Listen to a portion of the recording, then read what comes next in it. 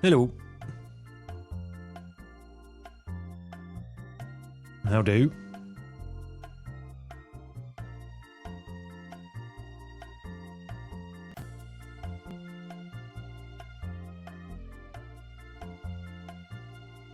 Hey, we've had a nice start to our weeks. I'm just emoting right now. Filling with some new...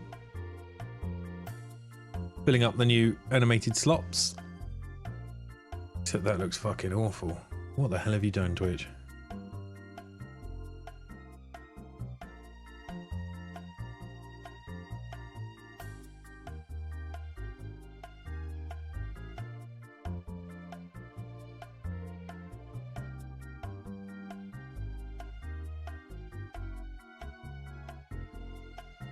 How have they managed to do that?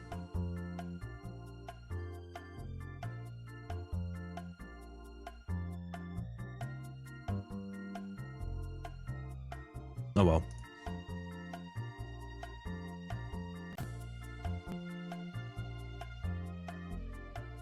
Shit happens.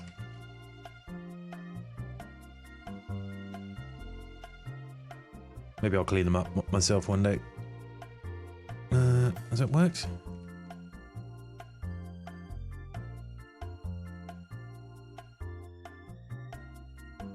How quickly do emotes show up when you add them? I don't know.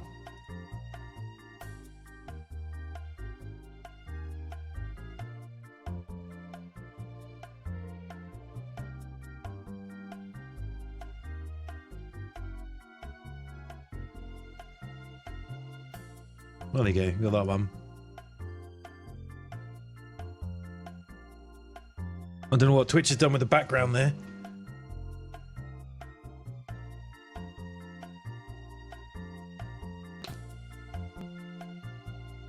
I don't know how they've managed to do that. Anyway.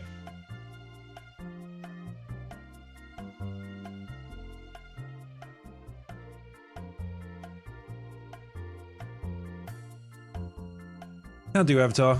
How do, Jim? Let's switch over to game, shall we? Oh.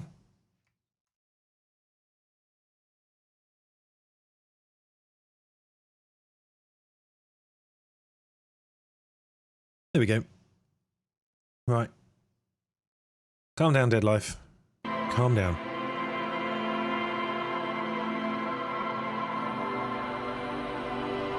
Right.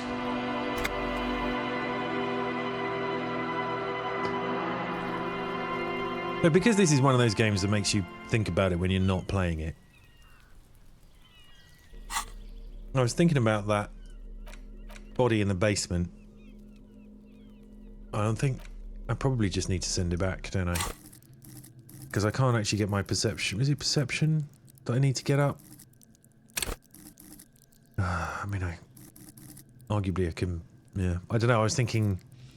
I'm putting a lot of points into that just to achieve one role when I should have probably spread some of those points around. But anyway, we are... It's the letter you found in the trash. A cabbage. It takes. We're waiting for the smoker dude, system you've devised, which you can't do until 9 o'clock. Well, there is a light on in his house now, so I thought I'd kill some time with another one of these. Some assholes brought their couch outside and hung out on it, in the middle of the street, on the roof, on the hillside by the motorway. You know, at an unexpected location. They were young, and they thought they looked cool on it. Oh, that's not so bad, is it? It looked really cool, like a rock band. Yes, as you've said here, insufferable rock and roll assholes. Young people are the worst. Well, that's true. Anyway, you got a complaint about the damn sofa, or couch, or whatever it was. They were leaving it out in all these unexpected and whimsical locations. They took it to where they also took photos of themselves on it, and smoked cigarettes and drank coffee because they felt it's intellectual. Cigarette butts, coffee cups, stupid couch. You had to clean it all up. And you did. So congratulations to you. Case solved. Did I ever catch those guys? No, you didn't have time for that. These notes show that you have what is called a real goddamn job. You don't have time to be chasing down the couch assholes. You have a real job to do. What next? Okay. Well, we saved the other one because our Not smoking much guys has just appeared. changed. So we will talk to him.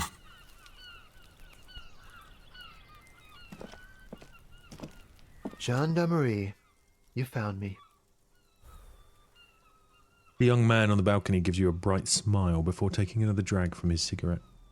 His slender figure is backlit by city lights, its distant streets and motorways flashing like diamonds. It feels like a Friday. He seems to be in a good mood tonight. And his shirt is still unbuttoned. We got your hint.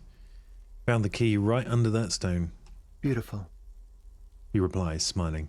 As he looks at you, something sparkles in his eyes. So tell me, are you here to make things right again? Honestly, I'm just trying not to screw anything up. You're to make them spectacular. That's what I'm aiming for, yes. Beautiful. He says again. A nearby street lamp casts shadows on his chin, drawing out the slender cheekbones. I have some good news for you. My Sunday friend is visiting me tonight. I told him about you and he'd like to say hello. Step in. He's already waiting. He nods towards door number 28.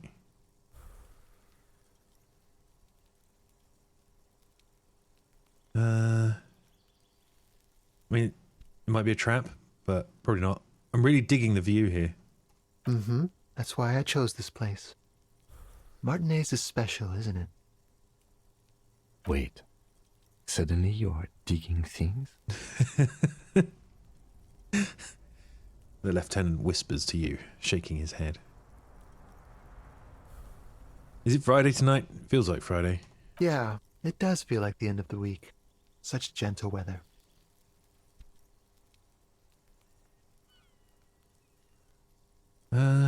Why would I want to meet your friend? Trust me, you do. Very well, I'll talk to him, but first I want to talk to you. I have so many questions. That's nice, but I don't have anything to tell you. It's my friend you're looking for, not me. Evening, Eddie. How you doing? He takes another drag of his unfiltered cigarette and looks around. It's getting dark and the neighboring windows have lit up one by one. You haven't missed much, by the way. We've only just started talking to this guy. And we did read a case file about some arseholes on a sofa on a motorway or something. Downstairs, a cat crosses the yard, disappearing into the bush. Besides, I've got to run. Go if you must. I don't care. I don't care about people leaving me all the time. Run where? To the city. It's a beautiful night. Only if you promise that we'll talk again. It's important. Something flutters in the corner of the lieutenant's mouth as you're saying those words. We'll talk. Just not tonight. Okay. Take care, all right? Oh, there's our skill point that we could put into perception. And he's gone again. Looks like it's becoming a theme for him. He's always leaving. Why is he always leaving, Kim? Who knows, detective? It's a mystery. Let's go, Kim. We have to interview his Sunday friend. Right after you. Okay, we've got a thought imminent. The Jamrock Shuffle. In a way, yes, you are treasure hunting. Most officers from Precinct 41 do what is called the Jamrock Shuffle, cracking open containers. Most of them are from Jamrock or Coal City, the poorest parts of Revachol. that also overlap with the network of royal catacombs called Le Royaume, just beneath the streets. As children, you would all go underground, hoping to find treasure, and come back with a rat's tail or a used needle. That playful curiosity must still be in you. Who knows, maybe one day the Orbe de Montagne, the Holy Scepter, and the Cocaine Skull will all be yours. What bonus do we get from it? Find better loot in locked containers. Oh, is it? Not really worth. I have to spend a skill point to forget or a skill point to open a new thing, so... Either way, I might as well fill these up first and then think about forgetting stuff. I'm alright, Eddie, by the way. Thanks for asking. Had 2 days in the actual office. We'll meet him right now. He won't be there later. Okay. Which was not my jam. I'm excited to be back home again. Quarterly business magazine. An exquisite canopy bed made of metal. Buckets of paint on a layer of old newspapers. An old photo of the same apartment dated year 01. Expensive men's perfume lingers in the air.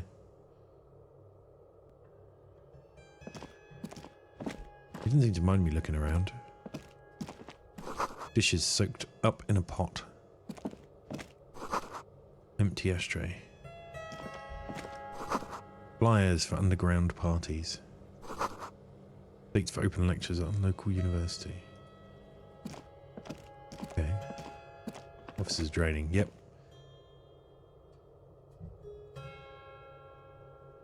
Yeah, there wasn't actually many people in there, but I had basically 2 days of meetings to do.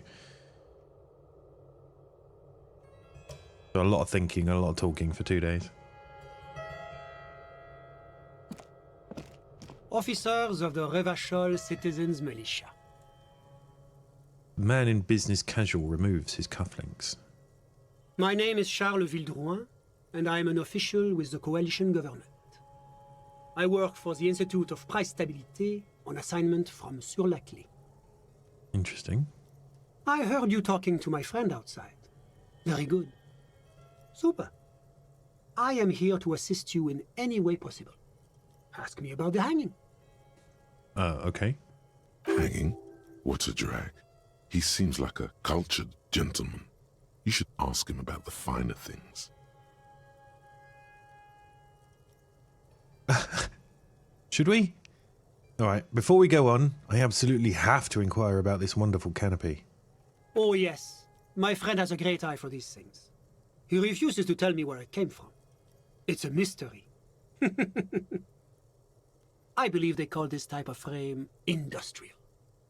It's very comfy. No, arguably good meetings that were better in person. Yeah. Good discussions were had. But a lot of, a lot of thinking. I don't like thinking. That's really all I can tell you about it. He forms a little rooftop with his fingers. Cold air sweeps in from the balcony. The lieutenant takes out his notebook and nods to you to proceed. What's an official like you doing in Martinez? The coalition is only looking out for the price stability. Inflation is a killer, like a heart disease blocking the normal circulation of the economy. It must be controlled. The economy impacts the entire international community, which is why it requires international oversight.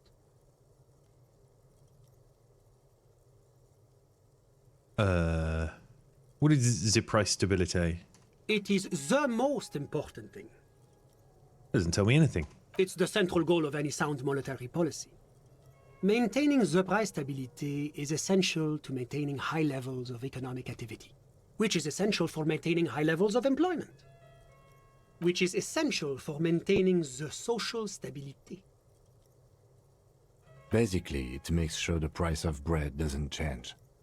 Précisément. Too much inflation, bread becomes too expensive. Too much deflation, it becomes too cheap for bakers to produce. That's why the Institute of Price Stability works to keep inflation just below 2%. I mean, I know what the answer to this question is, but I'm going to ask it anyway. Below 2% of what? But not too far below, no. Too below is also bad. Below, but close to 2%. You're not answering my questions at all. The Coalition believes in the importance of informing the public about the benefits of the price stability.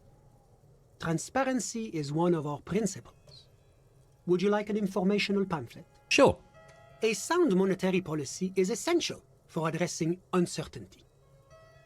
Stability is the raison d'être of the moral intern.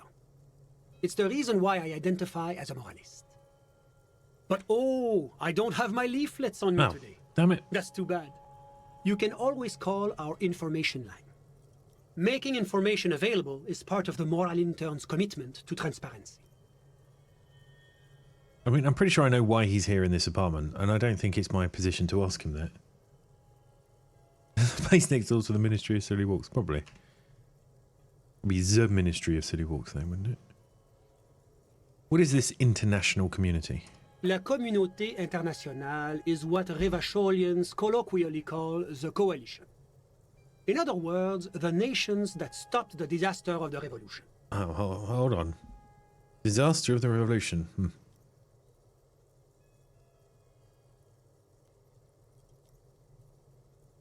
You're some kind of bureaucrat. That sounds mean. I don't want to say that. I'm going to ask more about the moral intern. It's the International Organization for Moralists. Hence, Moralist International. The Institute of Price Stability is just one of its many mind babies, as is the Coalition. So what I'm hearing is that we're moral intern bitches. I don't really want to say either of those things. I'm going to go with... So we're actually working for the moral intern. That doesn't seem so bad. There are more nefarious powers to work for than the moral intern. Are you a moralist? But of course. Am I a moralist? Well, do you value freedom? Do you believe in a normal, stable world governed by democratic values? Are you a moralist? Me? Just ask everyone. I'm a lieutenant of the RCM, dedicated to maintaining law and order in Ravachol. A very moralist answer. The lieutenant is practiced in the art of putting on a show for one's superiors. Martinez doesn't seem very normal or stable to me. Martinez? No. Martinez is something else. What about the rest of Revachol? Is it part of the normal world? Revachol is generally difficult. It's led by an interim government, which means it hasn't yet achieved full democracy. Oh, I see. But they are working towards it. You're all doing very well here, relatively speaking. Lots of dictatorships say they're working towards a democracy.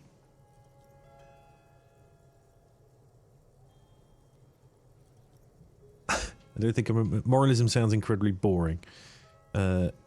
Moralism, the ideology of foreign occupiers.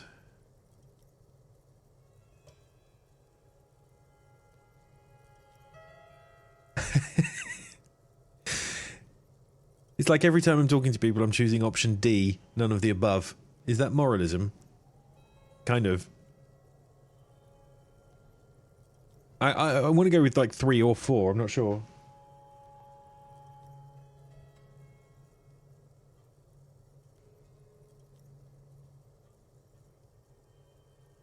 I'm going to go with that one. Democracy is a meaningless sham as long as the working class is under the boot heel of capital. Of course, the detective's personal views do not represent the views of the RCM. Ah, my friend. But the lesson of the revolution is that communism does not work. Are you telling me this world here is working out well? It's moving towards the right direction, and that's all that matters. Progress is measured in centimeters, my friend. Now, enough of this delightful political interlude. Was there anything else you wanted to ask? I don't... enough business. Let's talk about something else. Whatever you wish, officer. You actually witnessed the lynching? I'm sorry to say I did, officer. Is it because you did it? Start from the beginning, if you don't mind. Officer, it's very difficult to describe what I saw that night. It was so surreal to me, like in a play. He holds out his hands and blossoms his fingers, like a drama teacher setting the scene. What do you mean, like in a play? It was just so strange. I could barely comprehend what was happening. I was on the balcony when it happened, getting some fresh air. I remember that first they came in, carrying what looked like a body. And then I saw all the surrounding windows go dead, one by one. That's when I understood. I should not be seeing this. Sounds like the victim was unconscious, or at least incapacitated. Well done, detective. Told you that. How many of them were there? I couldn't tell you exactly. Less than 10. Maybe 8? That's what we thought as well. The lieutenant sends you a sharp look at the mention of that number. Were any of them huge, like 200 kilos huge? That's a giant you're describing. No, they were all quite human, as far as I could tell. What happened next? I went back inside. Were you able to see anything from inside? Officer, the yard was pitch black. There was nothing to see, but I could still hear their voices. They were threatening to kill that poor man. I feel like I've missed a question because I didn't ask them in order, because there was something...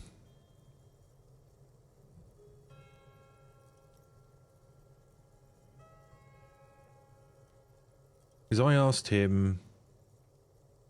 Went straight to how many of them were there, and there was another question in that chain, and I was expecting to come back to it.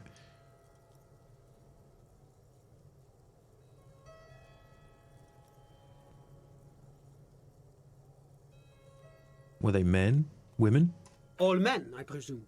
But again, I couldn't see very clearly. What ethnicity were they? I mean, he said he can't see, so... I believe they were mostly white, though I believe I saw 2 Areopagites among them. And I am quite certain that one spoke with a Mesk accent. What happened next? Well, that's the strangest part, officer. Nothing happened. It was oddly quiet for a public lynching. What do you mean nothing happened? They lynched a guy. Eventually, their shouts died down, and that was all. There were no gunshots, no celebratory shouts, no anything. Why didn't you call the RCM? You're right, of course. That is what one is supposed to do in such circumstances. I was simply in shock. I'm afraid I don't have anything else to add.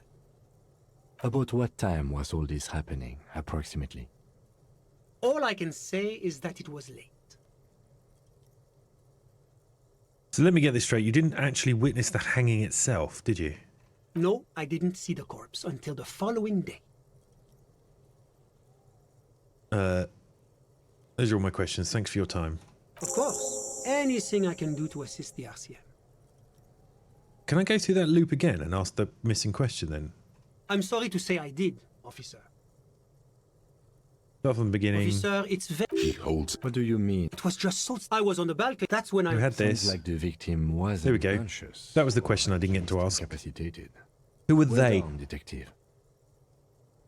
Can you describe them? I couldn't see their faces well, and there were quite a few of them. But they were very loud and very... Martinez. Let's just say that the laboring classes can get rather expressive with their profanities.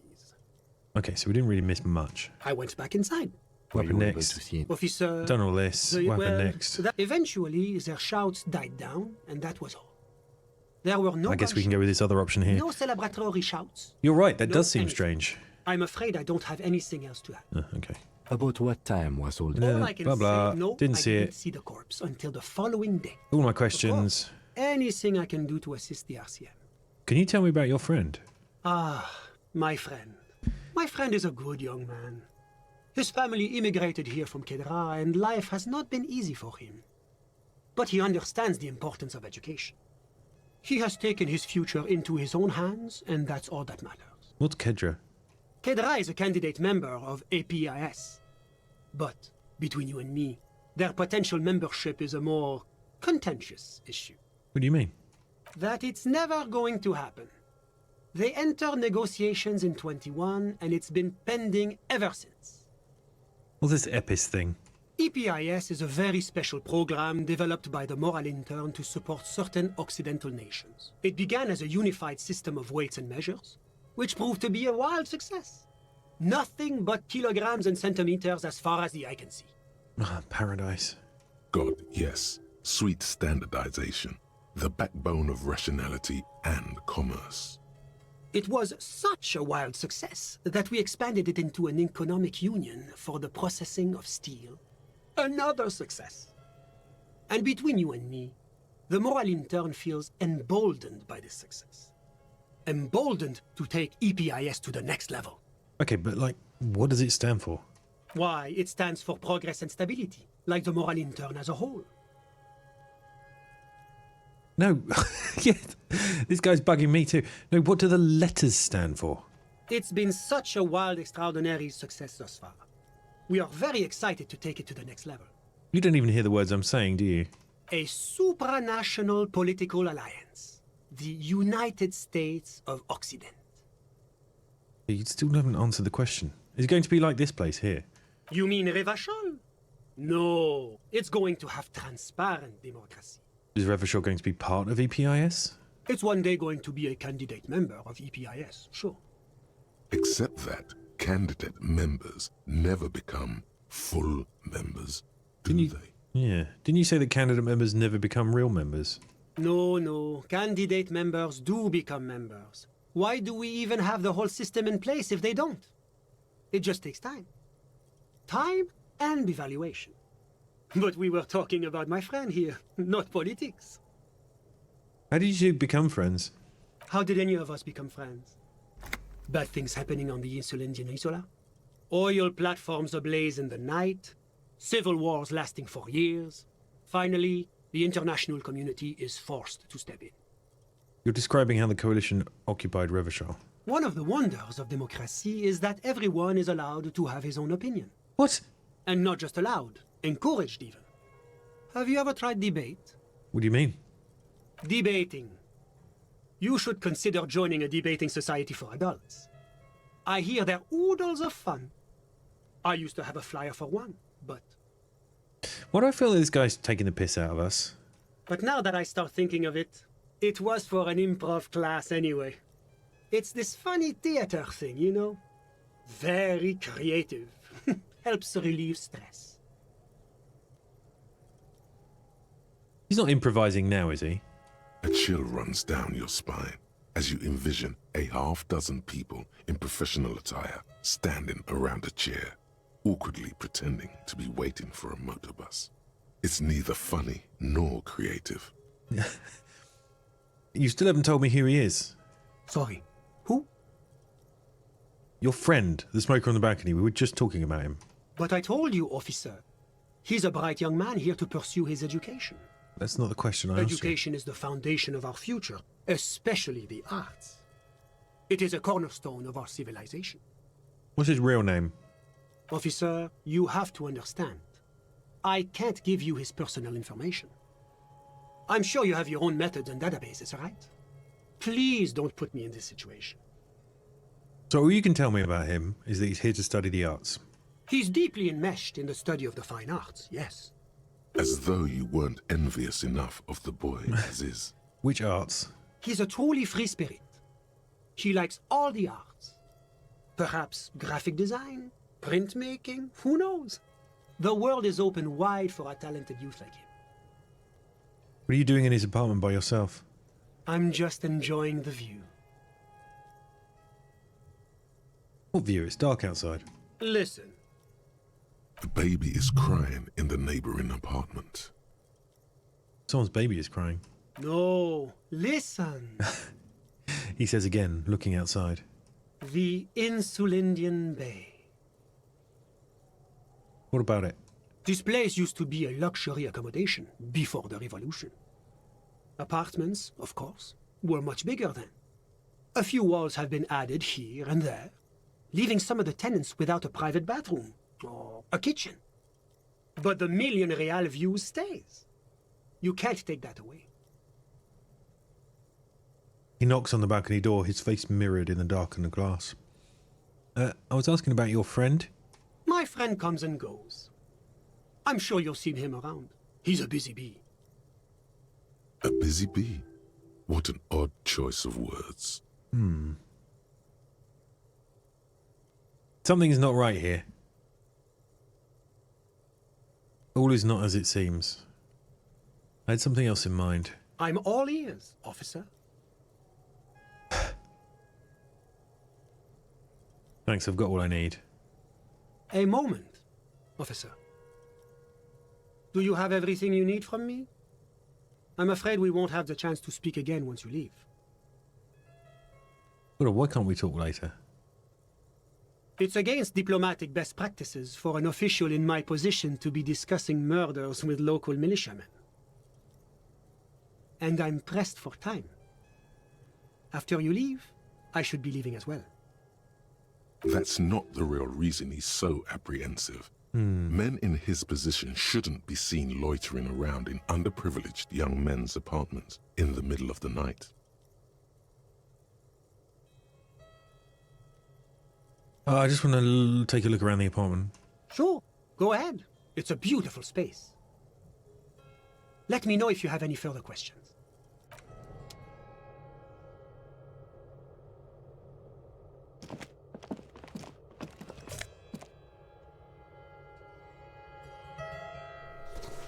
Okay, nice. Silk robe.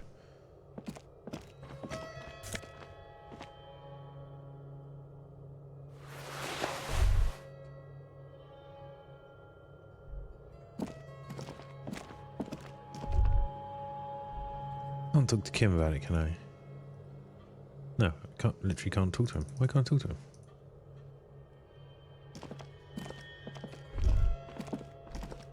Was there anything else?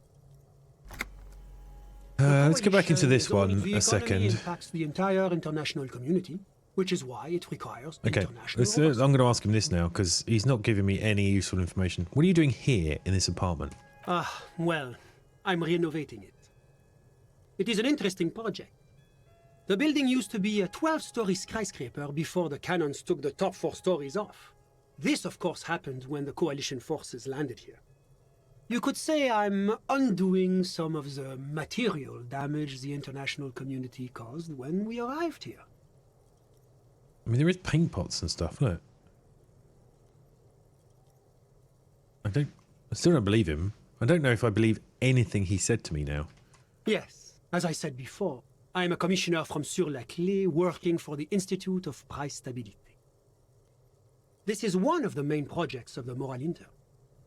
Wait, there isn't actually an Institute of Price Stability, is there? Or maybe there is. God, it's impossible to understand whether someone from the Moral Intern is joking or not. Tell me about Sur-la-Clef. What's there to say? Sur-la-Clé is a modern, urbanized country that measures very high on the Human Development and Freedom Index. Mostly, though, it's known as the executive heart of EPIS. Moreover, it is a great sponsor of less emerged countries. Revachol is only one of its many darlings whose progress it supports and cherishes. Darlings? That can't be an official designation.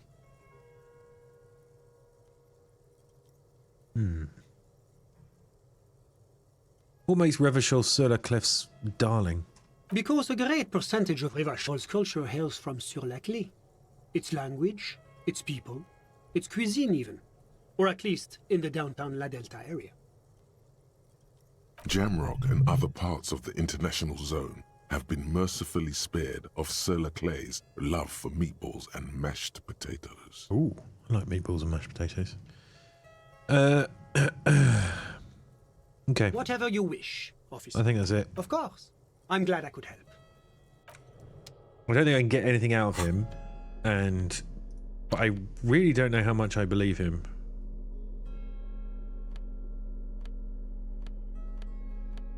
Right, while we're here,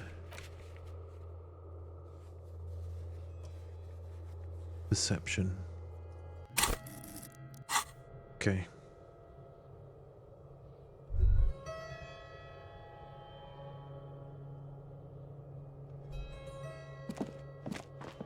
don't think there's anything else we can do here. We haven't really got much. We haven't really got anything out of him that's useful. Yes? What about me? Tell me a secret about yourself. No. Oh. I was wondering if he'd start to like me now. The lieutenant nods. That's all for now. Good.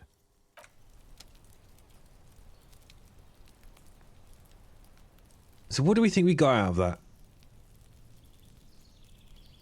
Other than confirmation that there were 8 men.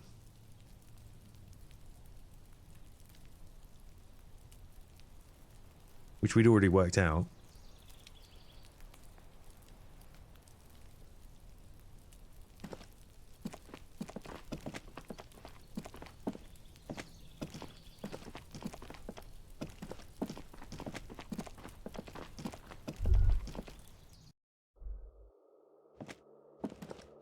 Just walking slowly while I think.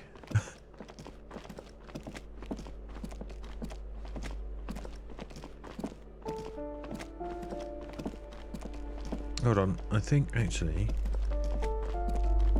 we can see if anything else hasn't been long. We should go and see if anything's changed with the door we unlocked. I assume that that'll be the next day.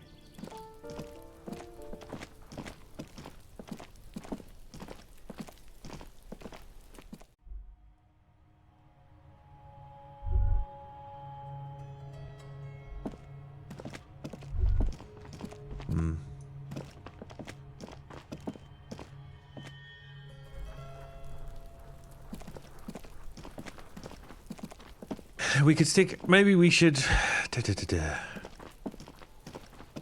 Do we stick that extra point into perception? Look at the fridge. And if it doesn't work out, give up on the sodding fridge. Just an ordinary wall. Nothing to see here.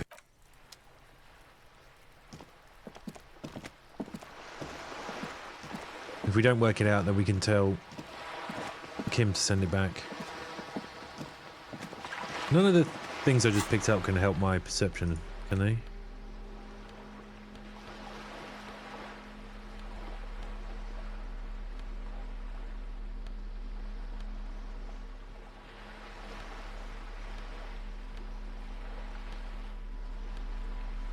Drama electrochemistry.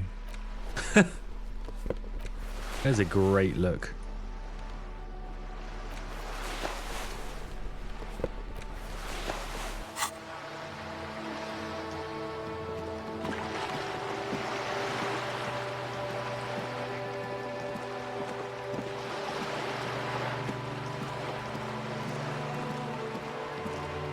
The lady's gone.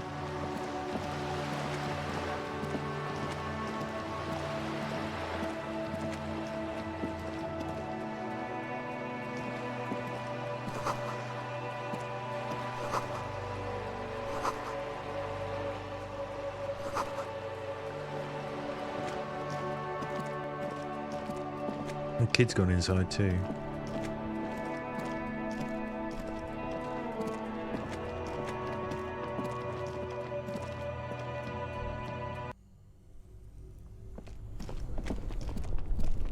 Is this melted anymore?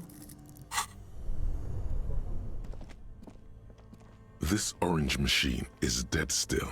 It has a hand-cranked ice cream churner and an turning the crank feels oddly satisfying, like stirring your childhood dreams. In the distance, you hear water dripping. Pry bar not strong enough. Better grip with gloves. So is there going to be an upgraded pry bar at some point?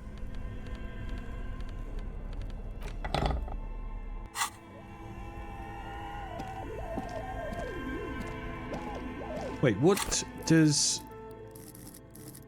A cigarette gives me +1 to int, right? Yeah, that's not helpful. I need...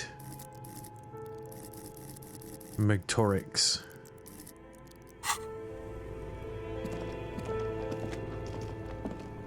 I don't think I've got boost motorics, does it?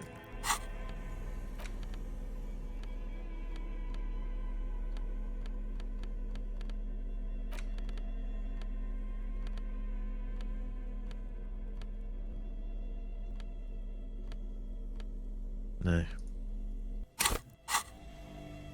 Right, one more go at this.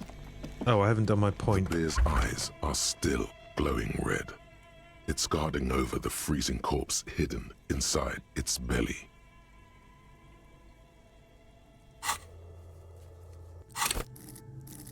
YOLO.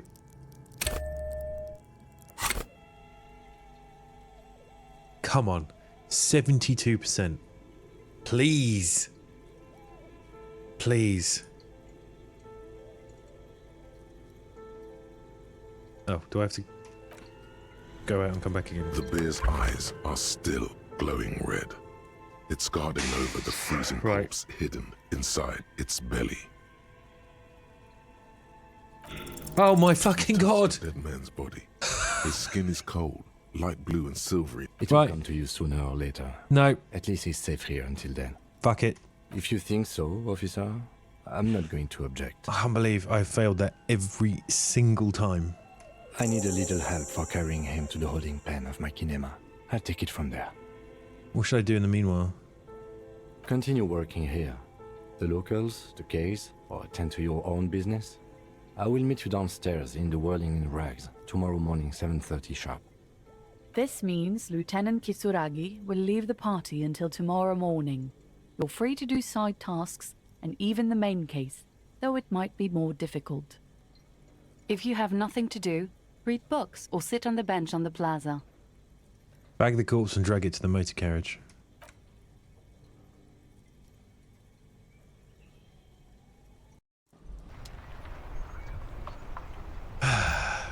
Can't believe I failed that sodding check again.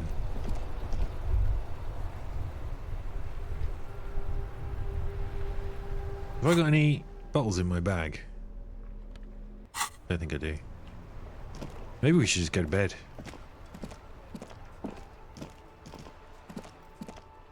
Can I buy a drink at the bar?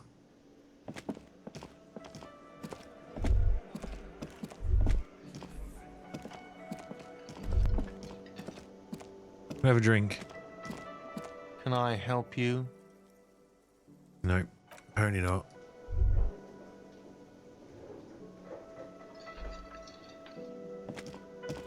Is there a pry bar option on this door? Is it a case where I just need another bigger one? You see a heavy steel. The door does not. The cobalt blue surface feels rough to touch. It leads to a side building, adjacent to this one. The old building next to this, half ruined. Whatever is behind it must be older.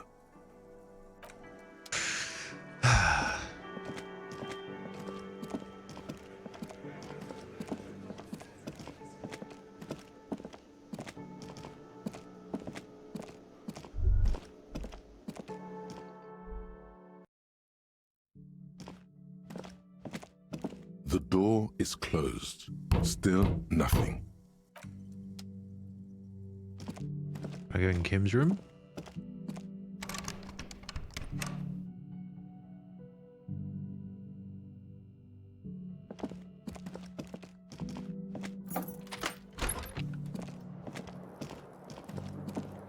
I think this is still locked. A mirror hangs on the bathroom wall. In it, your face, adorned with the expression.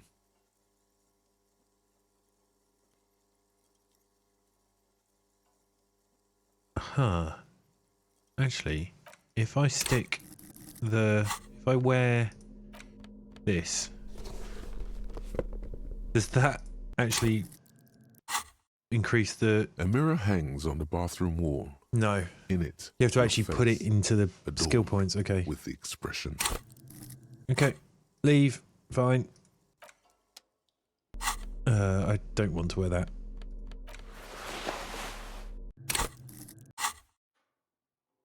I still don't know what this is either.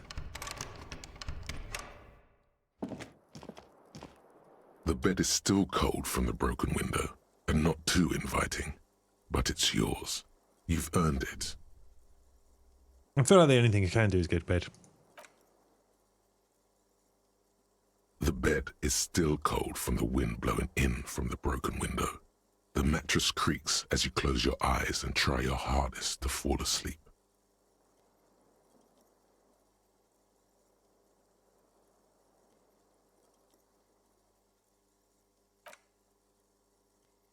We're going to dream again. Here we are again, my broken bird.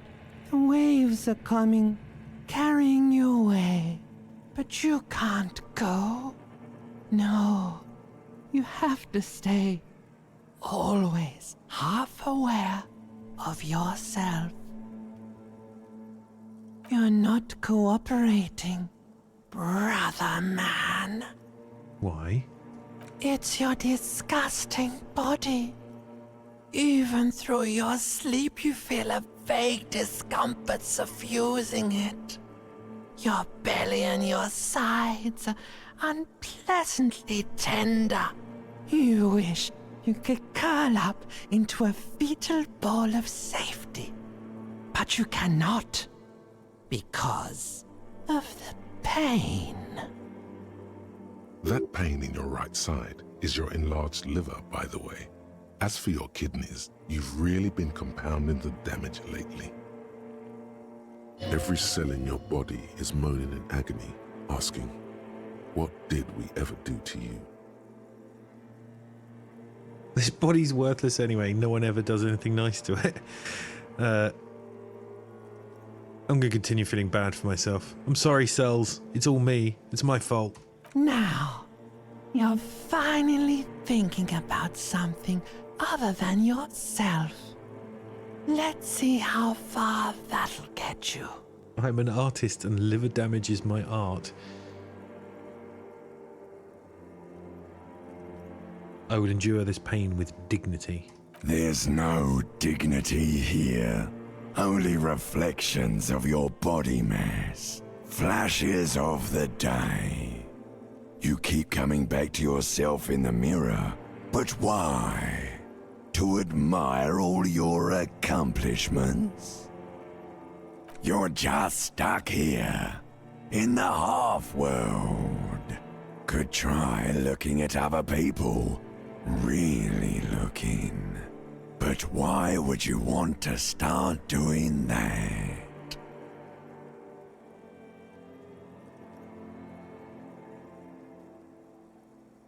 Just get me out of here then. Back to the other place. Oh, baby boy, you're already in the other place. There's no nourishment for you tonight. Maybe tomorrow. Maybe if you know, like, took a lot of drugs before you go to sleep, that'd do the trick. Maybe if you cracked the damn thing, then you'd feel satisfied and tired, holding the picture puzzle in your hands, complete. Maybe if you weren't so hard on yourself. What do you think you're doing right now? Coming to some greater awareness? Look at all these lights, blinking in and out of existence. Thoughts! You're just pretending that you're asleep, even to yourself, while the world goes on without you. Let it. Let it. But it never seems to let you go, does it? Time to rise and wipe that shining sweat off as best you can. Gather your bearings. Rock and roll. Yeah. Harry's fucked.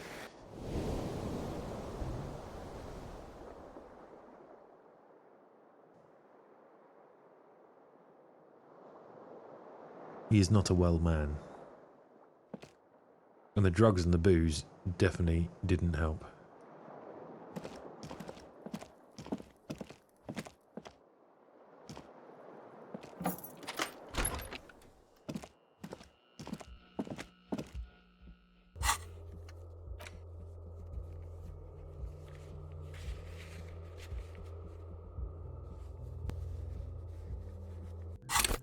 keep doing that. I keep pressing that button to go back instead of...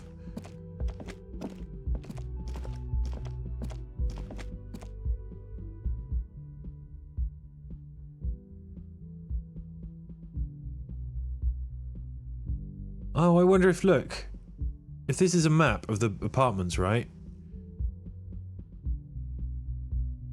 There's one room, there's two rooms, there's actually a shared bathroom, so that door there is through to Kim's apartment. This is the girl's apartment.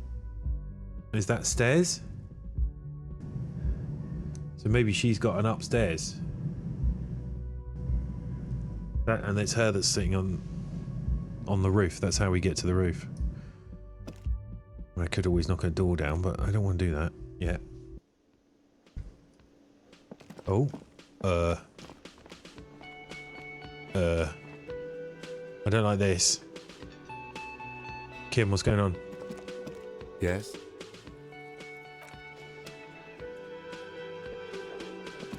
She's got the thing. The woman in an RCM patrol officer's uniform winces as she notices you. Oh, God. I would really prefer not to talk to you right now. A patrol officer is the lowest rank in the RCM, below lieutenant and sergeant. Hold on, you're a patrol officer of the RCM? Yes, I am. I'm a cop too. I know. Here's the real deal. Thanks, Kim. Thanks, Kim. He's got my back. I like Kim. It's hard to tell whether he's sarcastic or sincere, but if you had to guess, you would say the lieutenant is being sarcastic. No, I don't think he is. He likes me. I'm on a murder investigation. Are you the cavalry? I'm definitely not the cavalry. Is everything alright? Why do you want to talk to me? I don't know. I mean, why would I want to talk to you? Have I wronged you? I've done that to a lot of people.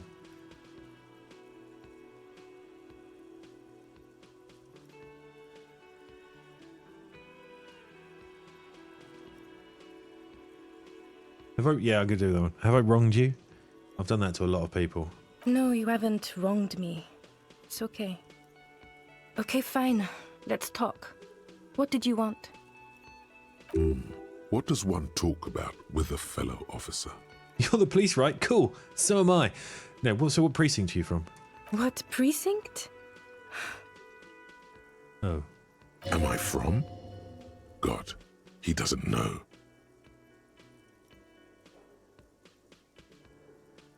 Oh, shit. I'm supposed to know who she is, right? Fucking deranged lunatic.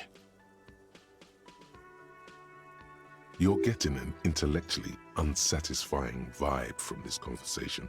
Maybe you're doing something wrong. You're the police, right? Cool, so am I. I don't know what to say. Don't say anything, Judith. What are you, the police, doing here? I'm just looking out for... You? No one. I'm just a man with sunglasses. And you are? Say nothing. I just want to do my job. That's all.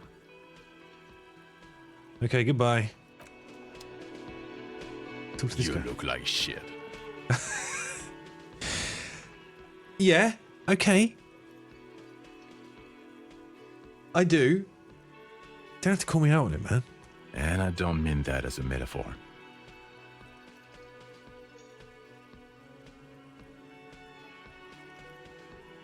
The last couple of days have been rough. Oh, don't be so modest. We're looking at several months worth of damage here.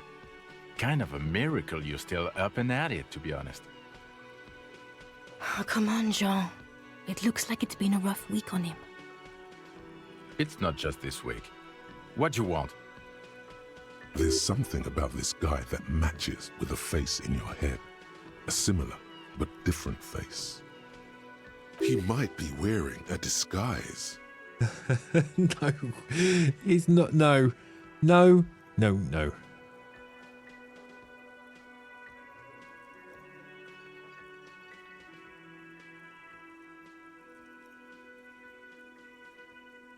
I mean, I'm tempted to go for that role.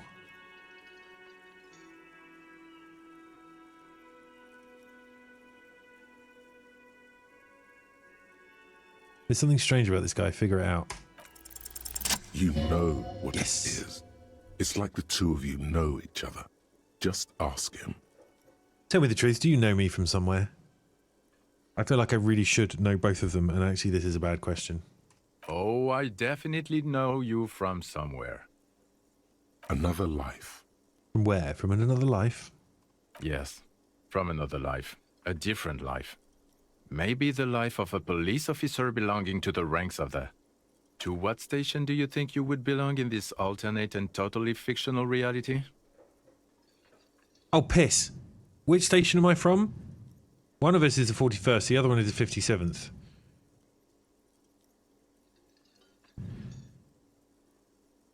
I think Kim is 57th. And I'm the 41st. Can anyone remember? I think it's 41st. Oh. What do we reckon?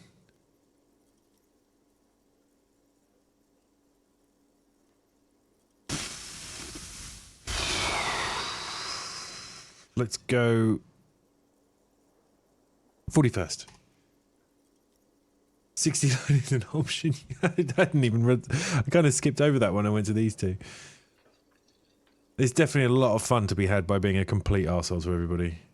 Okay. That's plausible. That's entirely plausible. Now we're really getting somewhere. It gives you a long, meaningful look and adds... Somewhere good.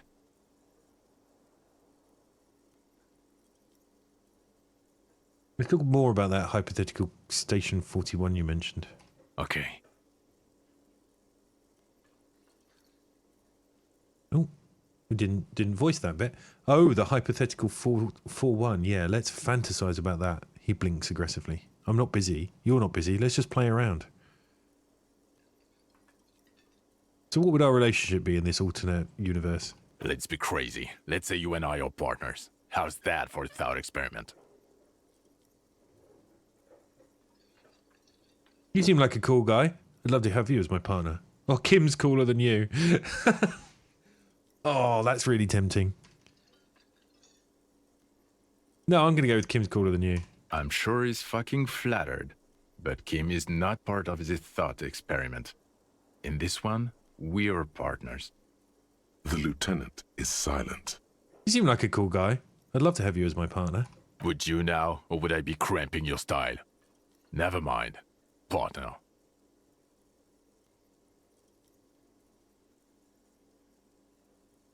I just should have called you my partner. Kim's my partner. He's going to know.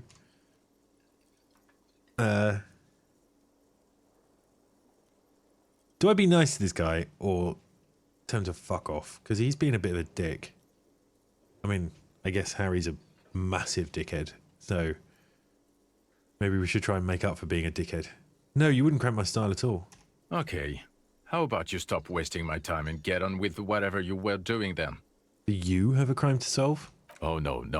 You see, I enjoy watching other better cops solve crimes. And let me tell you, it's been quite a privilege seeing you work. This isn't helping. Who else is in our imaginary police station? You're not going to believe this, but... police officers. Yes, sir. Solving crimes, locking up bad guys, and get this, and not getting that drink on at 2 o'clock. Just some regular boring motherfuckers in suits and uniforms. Nothing spectacularly extravagant like you, the far-out son of Lung. Who is the far-out son of Lung? Oh, it's you eccentric genius. I mean, with your unorthodox approach to police work, it has to be you. Want to tell me more about him or her? Not even a little bit. It's an urban myth about an officer who is so far undercover he can't remember who he is. As I said, just an urban myth. You are not the son of Lang. He's trying to protect you from further rough handling, dished out by the sunglassed man. Okay, yes, you get the joke. Leave it at that. Right. Neither can I. This is partner. dickhead. Neither can I. It's a mere second, but it feels like you saw something. a gram of compassion in that sadness.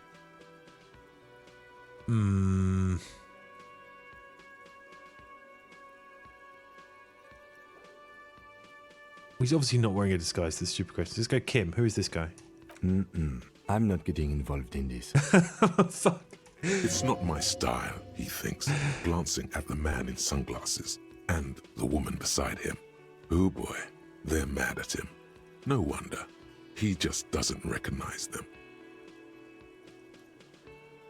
Got some question for you. I'm a cop. About what? You don't look like a cop. You know what you look like?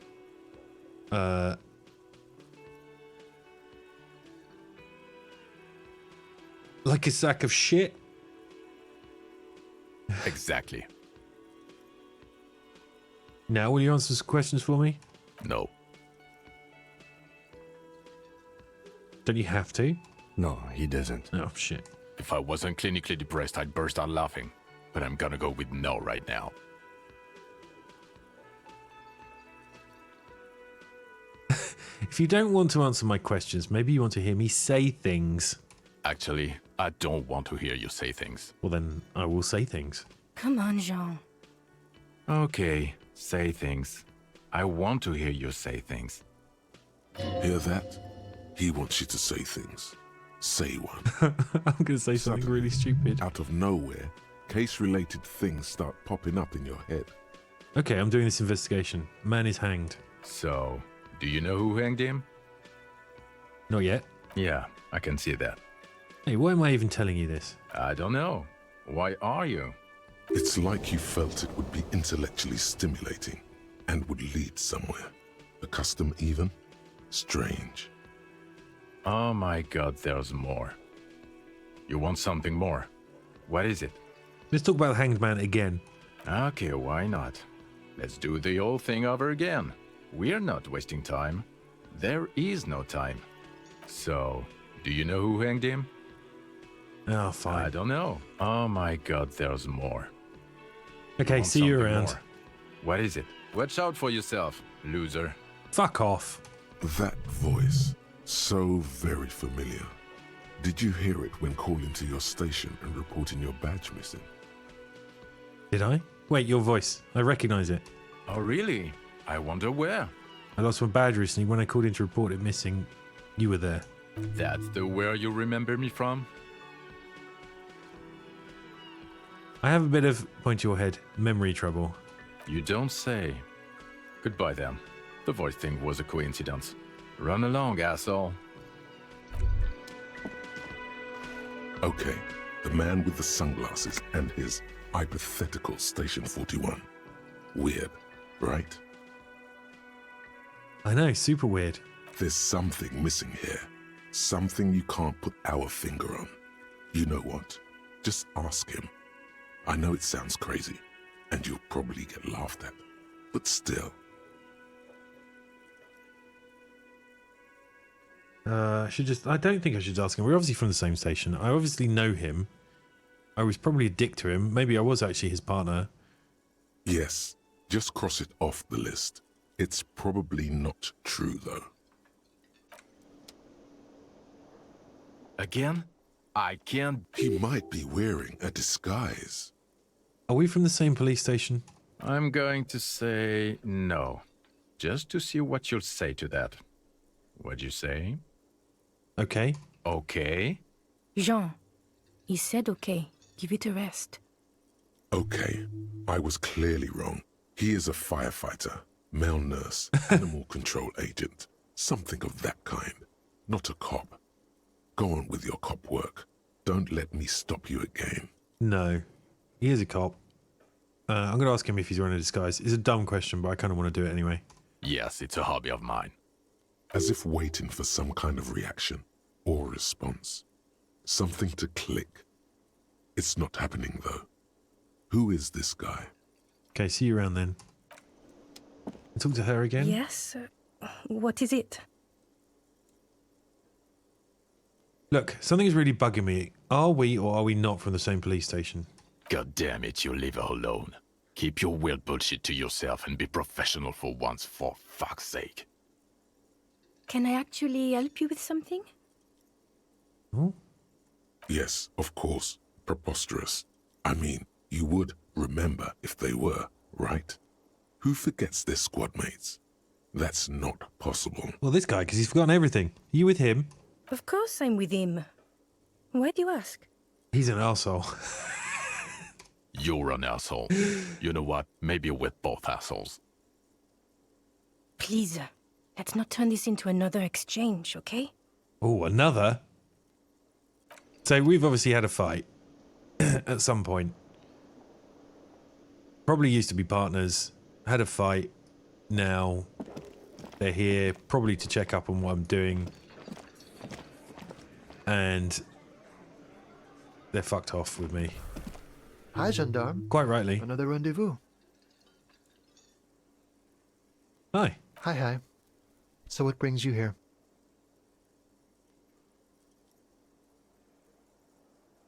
I met your Sunday friend. You did? And how did you like him?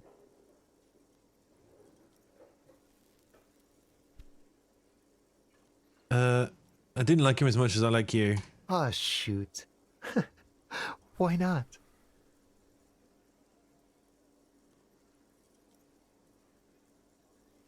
Who is he?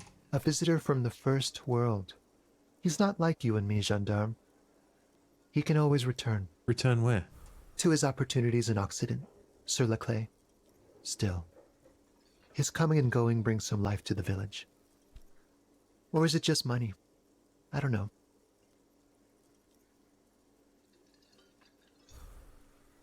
Why is he staying at your place in the middle of the night? He has keys.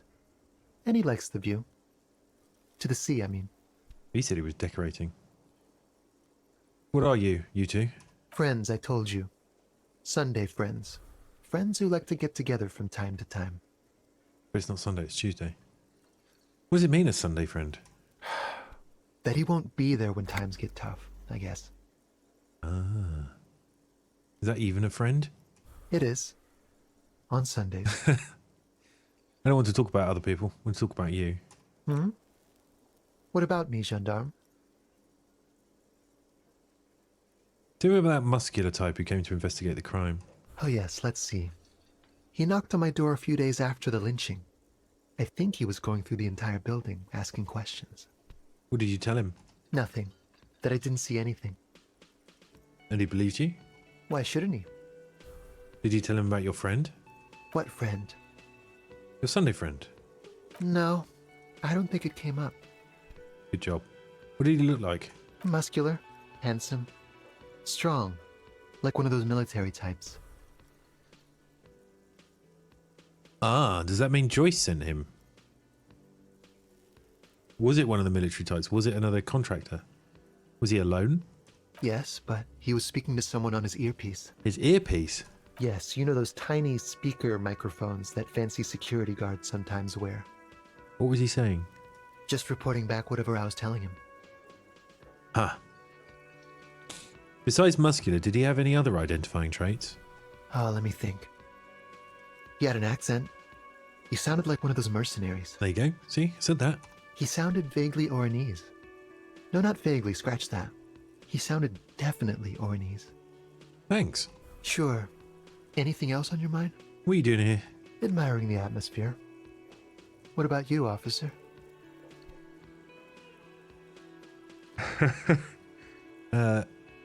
This is where I'm going to go down in history. I'm going to sing karaoke.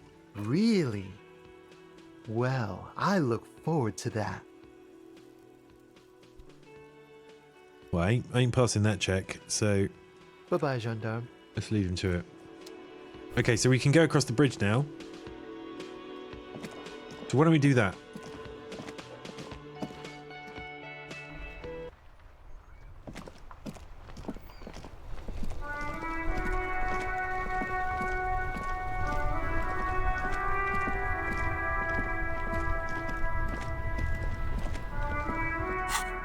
I don't mean to be cheap, but I need to find my 20 quid, and I think that's a...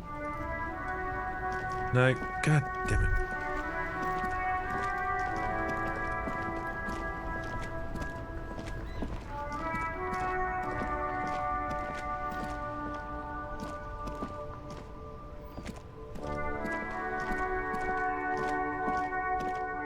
me see if there's anything else going on here. Oh shit, it's the fat guy.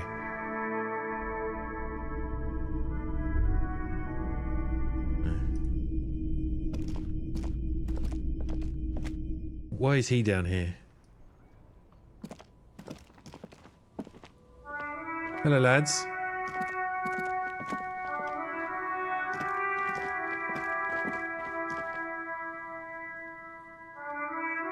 Is it the guys from the thing?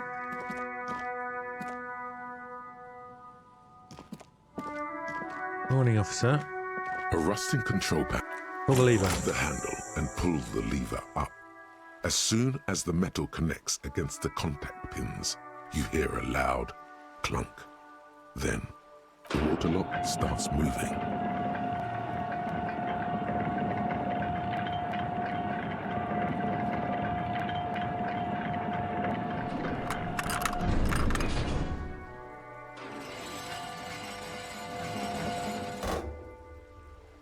All right, we can go to the coast now. Expect rugged terrain and drunks. And if you wanted to forge that document for Evrard, now you can.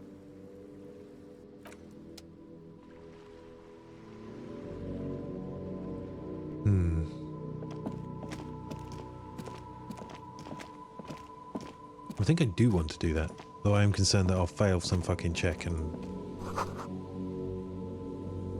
that'll be the end of that.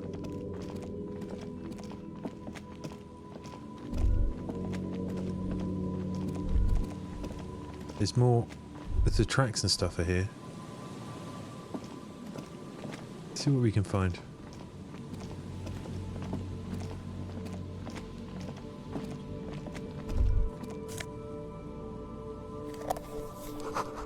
Traffic beyond the gate, more abandoned motor lorries. Sign says no entry, someone scribbled an inverted star on it.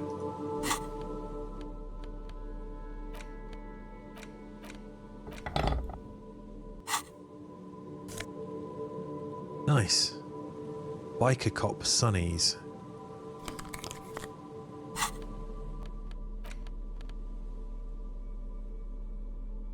What do these give me? Visual calculus -1 to drama.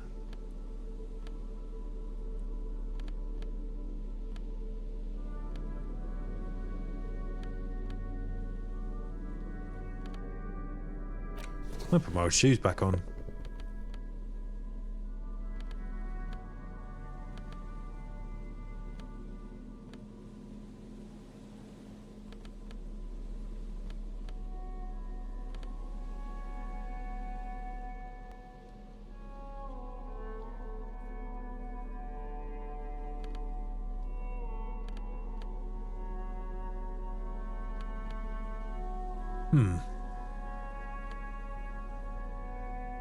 Onto empathy. I'll keep the visual calculus for now. Especially if we're going to work out what happened with his car.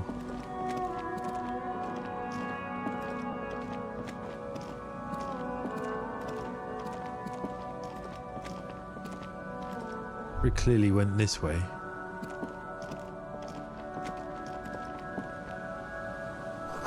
Someone's broken down the fence and the barbed wire.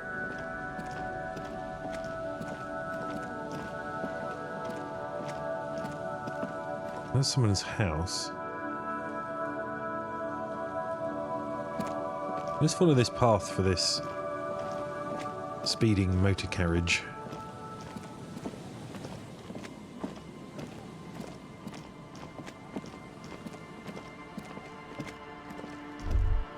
Oh, I had a thought just pop up. There it is.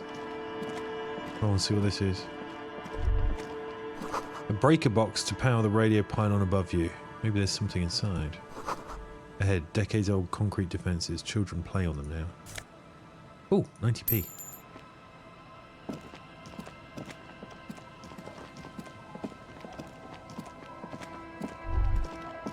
A creaking ahead. A broken axle grinding.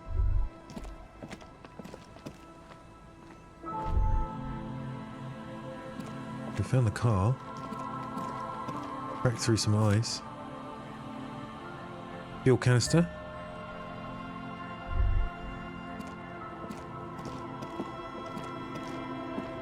banged-up motor carriage lies half submerged in the icy water, slowly sinking into the Insulindian Ocean. Only the cabin top, rear wheels, and the engine remain visible. It must be cold and lonely down there, in the icy water. Do we think there's still someone inside? Remember the tire tracks in Martinez? Yep. This is where they were leading. So this is where all the tracks were leading to. It appears to be so. Let's investigate. The lieutenant has a peculiar look in his eyes as he inspects the wreckage. I agree. We should definitely investigate. Good. You get a sudden sinking feeling. Stomach acid no. comes up as you look at the motor carriage in the deep, dark, cold water. Run your hand over the cold metal. The motor carriage is properly stuck in the ice. Getting it out would require a team of specialists. What is the make of this MC? Can I see a logo? The logo is too deep in the murky water. You can't make it out, but you do see a monkfish float by. How long has it been here? The ice hasn't closed around the vehicle yet. My guess is it's been here since last Saturday or Sunday. But I thought we worked out that the smashed up fence was later than the murder. The estimate is correct. The incident probably occurred on Sunday evening. What should we do? Let's wait for the low tide and see what's inside. Great idea. Then we can get the things inside. The joyrider must have left something good inside. Guns, papers, maybe a cool jacket. A joyrider jacket. A cool jacket? A joyrider jacket. You feel a strange connection to this joyrider. Maybe he's from some kind of joyriders district and likes blue and white racing livery, like a cop would. How long will it take for the low tide to come in? I don't know. An hour or two, tops? Sit on the swing and wait for the tide to recede.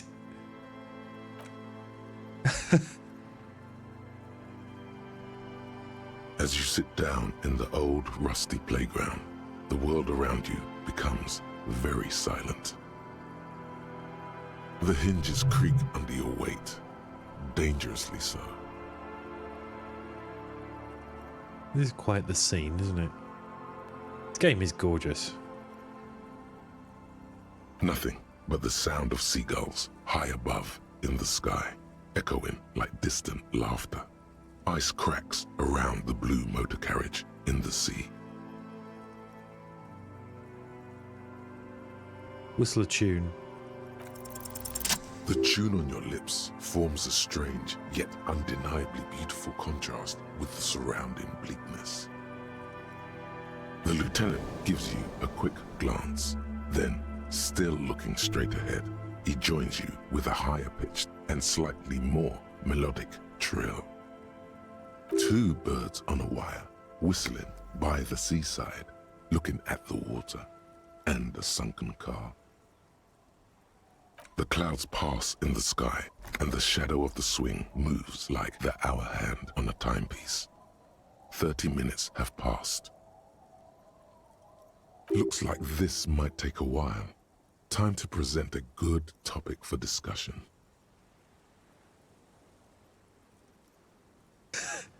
Definitely not asking the first one. That's just small talk. Let's hit him with the weird shit. I think Kim likes the weird shit. Would you rather sit on an anthill for an hour or stand in a river of leeches? Well, historically, leeches have been used to prevent and even cure many ailments. Okay, he's thinking. I can do this. Let's do this. Who'd want to sit on an anthill?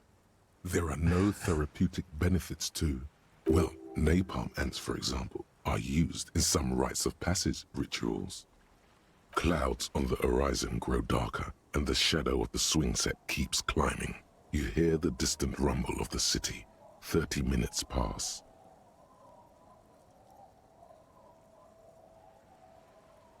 You have to side with either the strikers or the shipping company. Who would you choose? Luckily, I am already a member of an independent organization. and therefore do not have to choose between a rock and a hard place. If someone puts a gun to your head. Your voice echoes on the water, strange and out of place in the environment. 30 more minutes pass. Can you make out the mark now? Detective, I've been able to make out the mark ever since we arrived. I find it odd that you haven't. It's a Coupris, Model 40. It is a simple and rugged machine, favored by working men, government offices, firefighters, animal control people, you know, those kinds of people. Squint your eyes and say, is that a number on the side? Yes, 41. What do you think it stands for? Wait, that's our precinct, right? It's as if he knows what it stands for, but wants you to say it. It's pedagogical. Does he know something about that speed racer?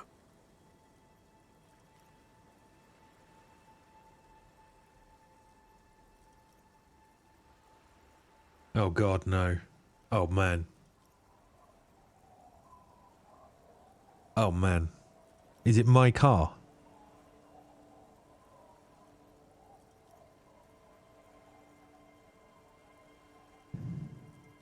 It's my car, isn't it?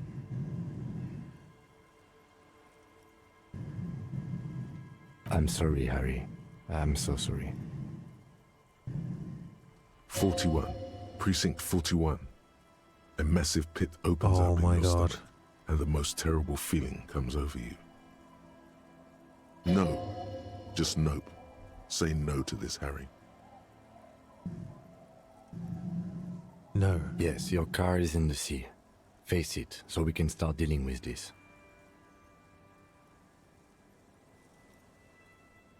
Oh my God, it's mine. I drove my car into the sea. I'm afraid so, yes. It looks like you started in front of the whirling, jumped over the canal, and then drove your vehicle in the sea right here.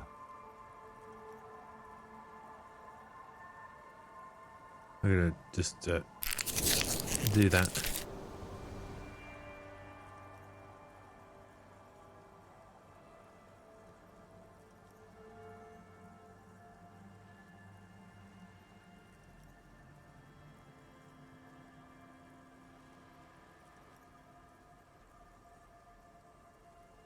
Wait.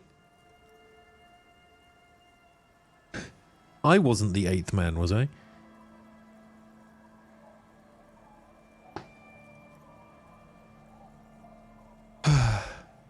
Maybe I was in pursuit of someone. Of whom? I don't think so. If anything, you were probably drunk. Probably.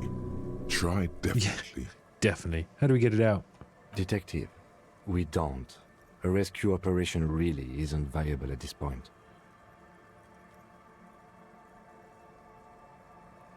So this is going to be there like that? I'm afraid it will have to be there like that for many years.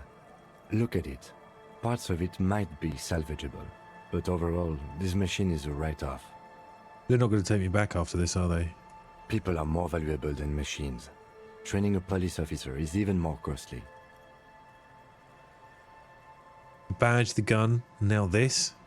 The lieutenant adjusts his glasses and doesn't say anything.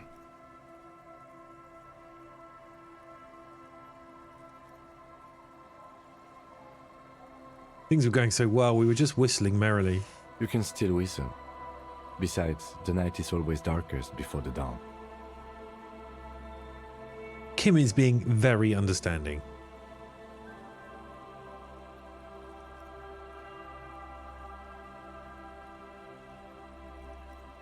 Kim's my favourite person right now. Well, at least I can see what's in there now.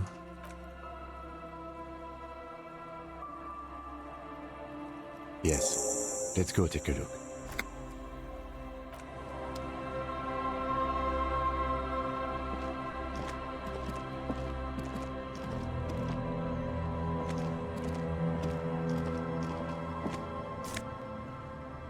My fucking badge! Yes! And a commander's jacket. I'm a commander.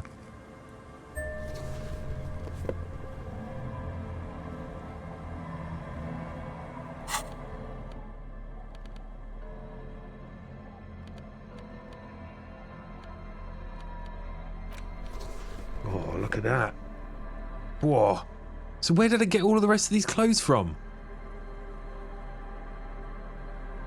If I'm normally decked out like those other guys. Let's have a look at our badge. A police badge on which you see the photo of a man. You. Some seaweed is stuck to the back. I found my badge. At least something good came out of all this. Study the badge. Encased between two durable plastic sheets is a bluish card with lines of information and a watermark in the shape of the street grid of Revachol West. You see a photo, a name, a rank, a document number, the date of issue, and, in the lower right corner, your precinct. Look at the photo. The man keeps winking at you with his green-grey eyes. The photo is old, no doubt about that. But the badge is new. You used an old photo for a new badge. How old? 8, maybe 10 years. The guy in the picture is rather good-looking. He's got a nice haircut and is distinctly lacking in massive sideburns. And he's winking? Why? What do you think? His face is already contorted by the expression, although it looks less grotesque on him than it does on you now. The badge in your hand shines as you rotate it, catching light. You see lines of information on it, and a shining watermark. Name, Harrier Dubois. Harrier? That's long for Harry. So you are Harry. Evrard was half right. Probably not a lot of people know your full name. Whoever told him you're Harry Dubois didn't. Ah. Harrier Dubois it is then. Pleased to make your acquaintance, Harrier Dubois. He's not going to call you Harrier. He'll keep calling you officer when he's angry with you, and detective when he's not. I had not noticed that. That's an interesting thing to keep an eye on. The badge in your hands shines as you rotate it, catching light. You see Lieutenant W. Freighter. What's Lieutenant W. Freighter mean? The lieutenant is a rank above sergeant and below captain. It's the highest rank in the RCM that still does field work. I am a lieutenant. W. Freighter? The title of Freighter is added to your rank when you decline a promotion to a higher rank. In your case, captain. You have declined twice, thus you're W. Freighter. Declined? There are many reasons one would do this. The rank above you in your precinct's décomptage might be taken, or sometimes promoted officers do not want to replace their superiors out of respect. Or they just don't want to stop doing field work? And sometimes they just prefer the type of police work available to their current rank. In your case, lieutenant. heavy-duty case-solving machine. I thought my rank was drunk. What's décomptage? Décomptage is the hierarchical system employed by the Revachol citizens' militia. It means counting down to twos. Huh? The countdown is modeled after the dual leadership system employed by the left during the revolution, which in turn was developed by last-century experimental psychologists in the University of Königstein. The lowest rank is junior officer, usually teenagers. Then there are the patrol officers, then sergeants, lieutenants, and then a captain. That's basically it, except for a few kinks. What kinks? Kinks like satellite officers and the additionally freighter rank I already explained. The long and short of it is, you're his superior.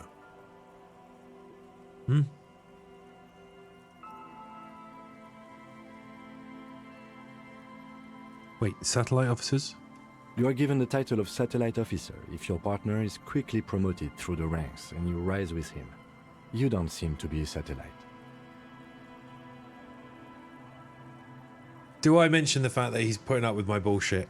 I think it's nice to say that. That he is compliment him, as it were, for putting up with my shit.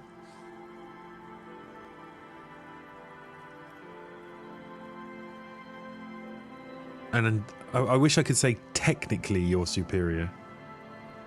You've been putting up with all my bullshit because I'm your superior? No, I've been putting up with you because despite an unconventional approach, you are doing good police work. It matters more than driving your motor carriage into the sea. And now we've even found your badge. Man, he's so positive. He trusts you, for now. Try not to spoil it. Then back to the document. Such a small yet precious thing.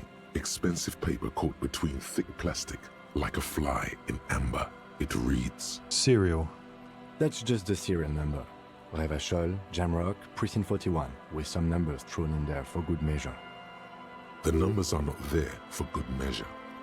They have an administrative purpose, one that's unfortunately been erased from your memory. Date of issue.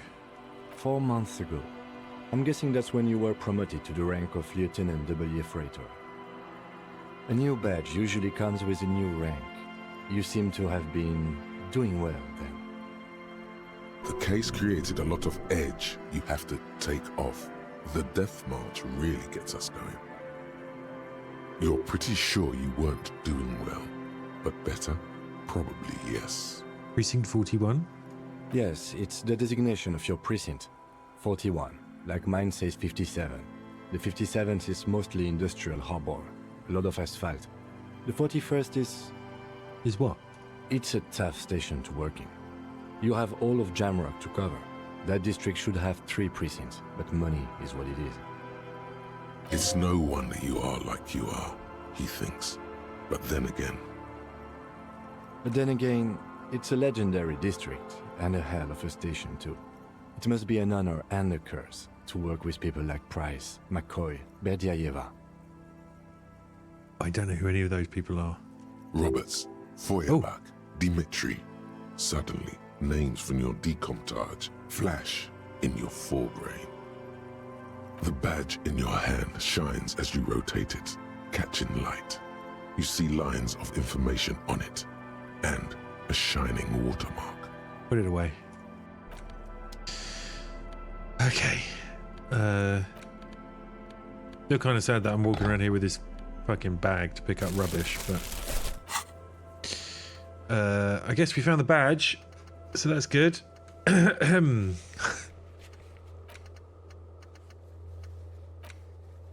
Oh, we need to go. Well, we should have done that on the car on the way past, but if we go back to the car, we can tell them that we found our shit. I'm not going to upgrade anything else right now. Oh, is there any thoughts we want to do, actually? Sort of want to do this one because it's about the past, and maybe it'll help with the memory stuff. I wonder if this one will let me change the expression on my face.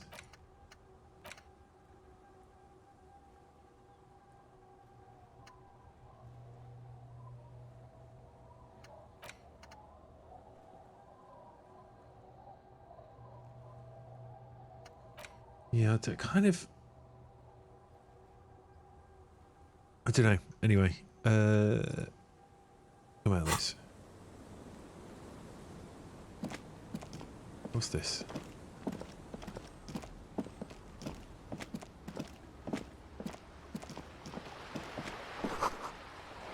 The bottle, drained of all its booze, is frozen to the ice.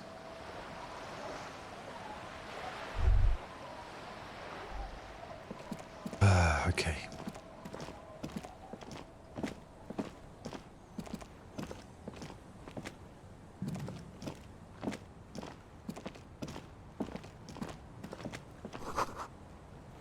Footprints in the snow. They lead away from the accident.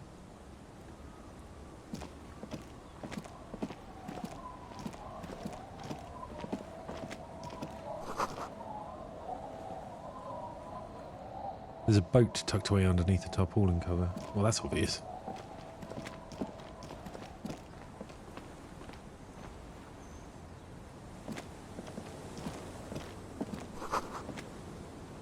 The underside of the boat has been recently tarred.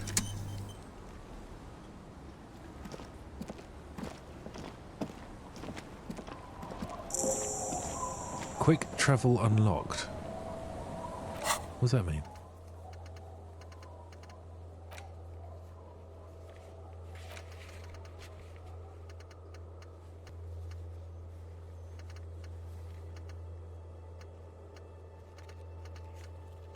Oh, wait.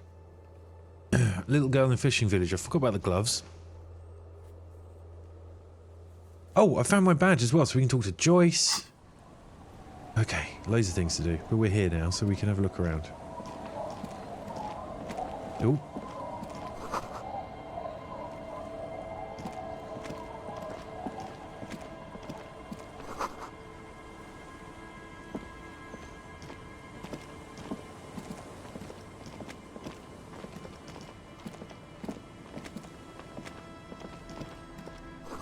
Cinder blocks charred. A makeshift fire pit with magazines for lighting.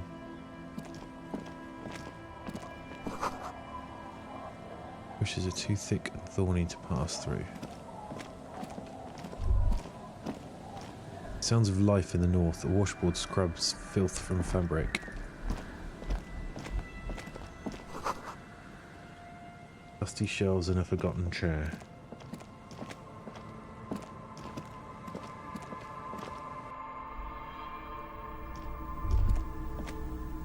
A cold breeze is enough to make the wall planks creak. Dark chair. Postcard. Bow tie. +2 to drama. +1 to Inland Empire. I think I'll probably keep that for now.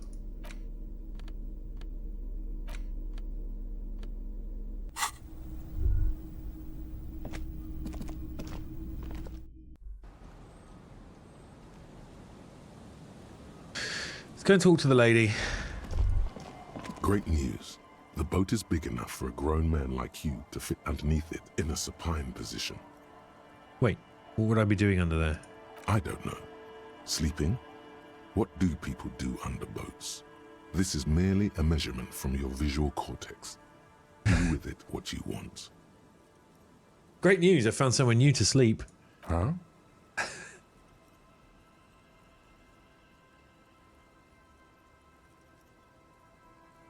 I said great news, I found somewhere to sleep. Point at the boat. Under this boat here. It'll be free.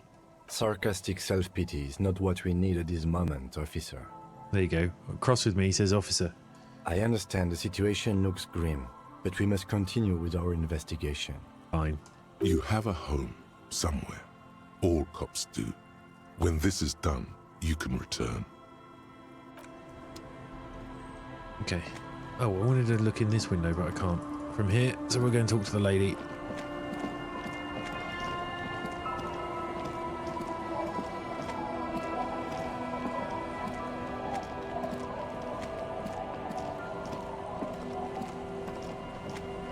Hello. Hi, officer. A woman in a raincoat stands on the quay, considering an overturned boat.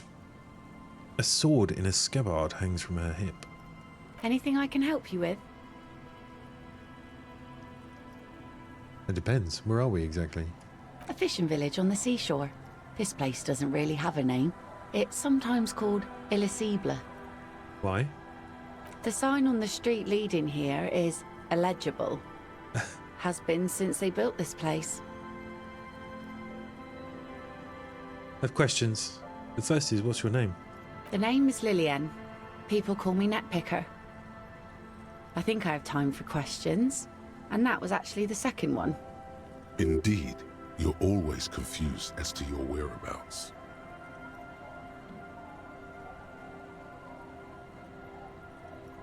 My sword, does it come with a story? Unfortunately, the factory sold this one with a 3-year warranty instead of a story. It's to intimidate folks, mostly. It is imposing. It's a regular mass-produced sword, like a shovel or an axe. Nothing fancy, just for intimidation. Why do you need intimidation tactics? From time to time, people need a lesson in respect. That's just the way it is. Back in the day, I caught the eyes of many men. And believe me, men need a lesson in manners from time to time. So where are all the men now? Some went to patch their wounds, their lesson learned. Others were more thick-headed. And one of them, I ended up marrying. Where's your husband now? I keep asking people like where their husbands are. Gone. Oh. Gone where? To the waves. The sea took him. It was a long time ago. Say no more. Wait for her to continue. He didn't respect the sea. Went out there, drunk like a skunk, and sure enough, one day the boat was found floating empty. The bloated corpse turned up 2 weeks later. Oh, Jesus. Now, before you tell me how sorry you are for my loss, Which I was about know to. that it was 4 years ago, and I've moved on. There's only so much mourning you can do for a drunk with sinewy muscles. She really likes those muscles, though. It's in the way she pronounces sinewy. Death is nothing. I shit on death. We're not saying that.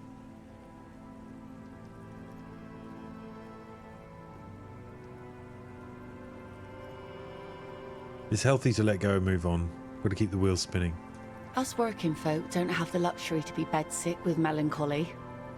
I buried him, mourned for an appropriate amount of time, and went on. Life didn't really change that much for me and the kids. She glances at the village where 2 little kids are playing with what look like rocks. This is neither a touchy nor a very interesting topic for her. Okay. She looks like she's ready to go on a date with another, better, drunk. Ask her. Both of you could need some action. No. No. I'm looking for someone. Maybe you can help. Let's see. Who are you looking for? I'm looking for missing cryptozoologists. I don't think I know what these are. Care to elaborate? People who look for animals. Mainstream scientists do not exist. No, we're not saying that. People look for animals who are hard to find. Aha! Like snowmen. Snowmen? Haven't heard about those. 2 odd guys have been wandering around here, nose in sand, talking nonsense about snowmen and the like. Wait, the like? Right. Not only snowmen, also green men, monkey men, burning rhinos. You get the picture. Not really. Oh, you're getting it. And it is gorgeous.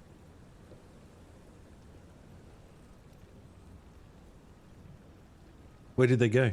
Don't really know. Further down the peninsula, I guess. I mean, that's where they were heading. Who else are you looking for besides snowmen? Maybe we're going to have to ask her.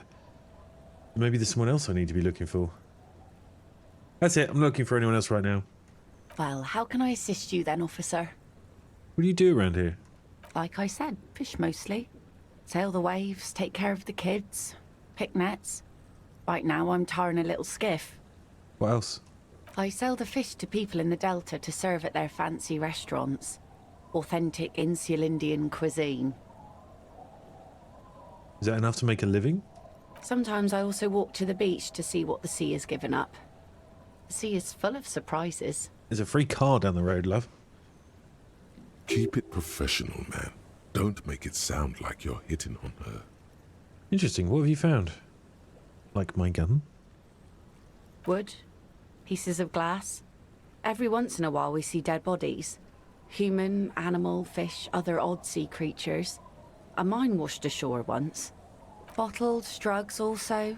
Lost cargo in general. Most of the time it's just wood and glass. All right.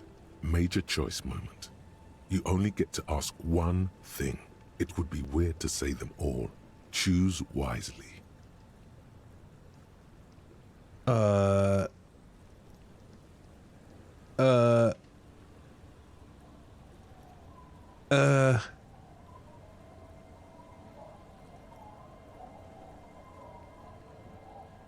If we ask about the human bodies, what's her face? Kim's just going to say, well, we've already got one crime to solve, we don't need to solve anymore, and they're probably just from the revolution or whatever.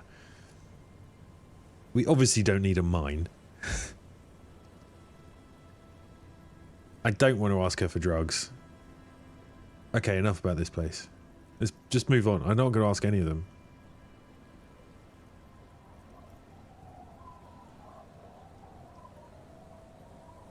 Yeah, that's what I tell myself every morning. We'll take it that's your skiff? Sure is. The sun, I call her, coated with a fresh layer of tar just yesterday. It'll take some time for it to dry, assuming the sunny days continue. Sunny days? Aye. Sunny days. You got a problem with that? Ooh, no. No, ma'am. We have no quarrel with sunny days. Good. It would have been bad news had it turned out it wasn't a sunny day. Bad news for the skiff, bad news for the nets, bad news for the kids. There's a moment's silence. She looks at the slushy snow melt on the yellow belly of the boat. When do you think the boat will be ready? In time, when the sea turns and the winds settle, she will be ready. My prediction, it will be at least 2 days. Nope, I am not going to do that. He's seeing you.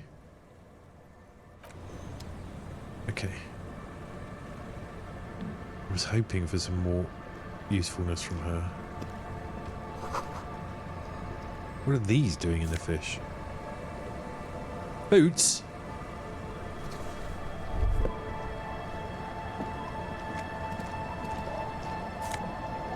$70p. Nice. The planks creak beneath your weight.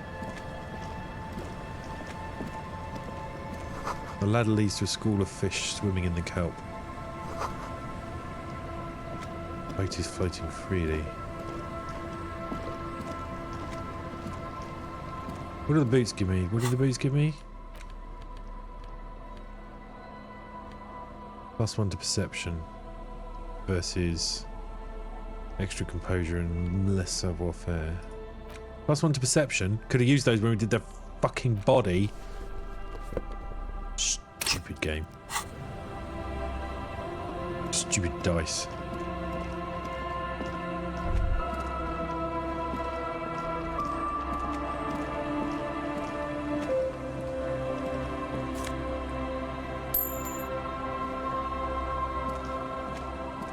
It's locked tight. You can't see into the house from this angle. What's this lady got to say for herself?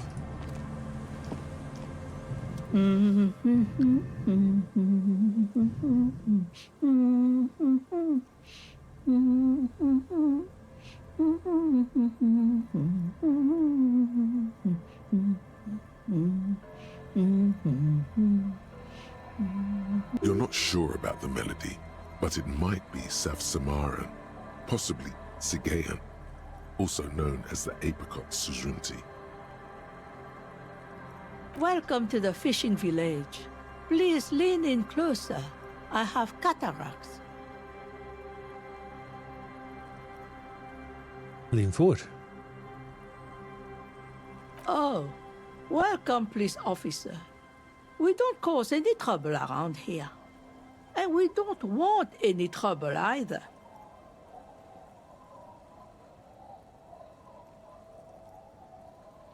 We are not here to cause any trouble, madame.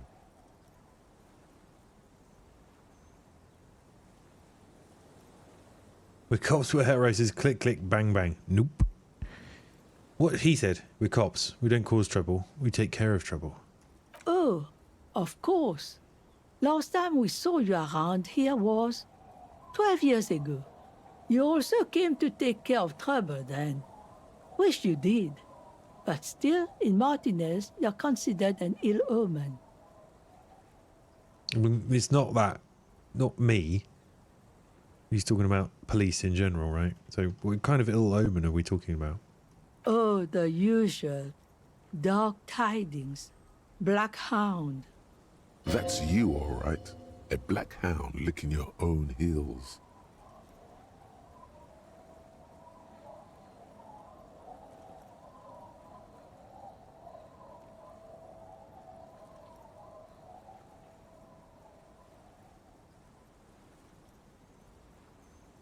I'm considered an ill omen. Why hasn't anyone told me that? Maybe they are afraid. Why? Because you're an ill omen. Oh, okay. But you're still welcome here. As long as men with guns aren't chasing you. And maybe even then. Because that's the kind of fishing village we've built. I'm sorry there's not a lot of room to park the motor carriage. And not a lot of houses. Or a lot of people. My kids are long gone. searching for treasure. So are others. Ah, look at me ramble on. What brings you to us? Where could someone stay around here? Stay? Most people here are trying to leave. That said, if lodgings is what you're looking for, I've got a free room in the shack. How much is it? I won't charge you for it. Take it as a gesture of goodwill from the village to the RCM.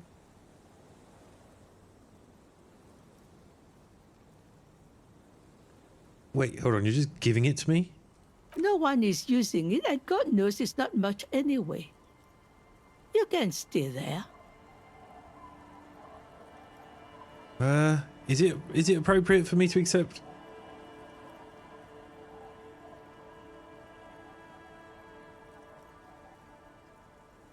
Okay, I'll take it.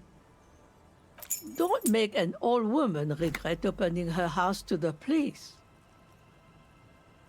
Well, if you are not in the hostel in the morning, I'll know where to find you. Here, in a shack. Look, mate, I can't afford 20 quid every night.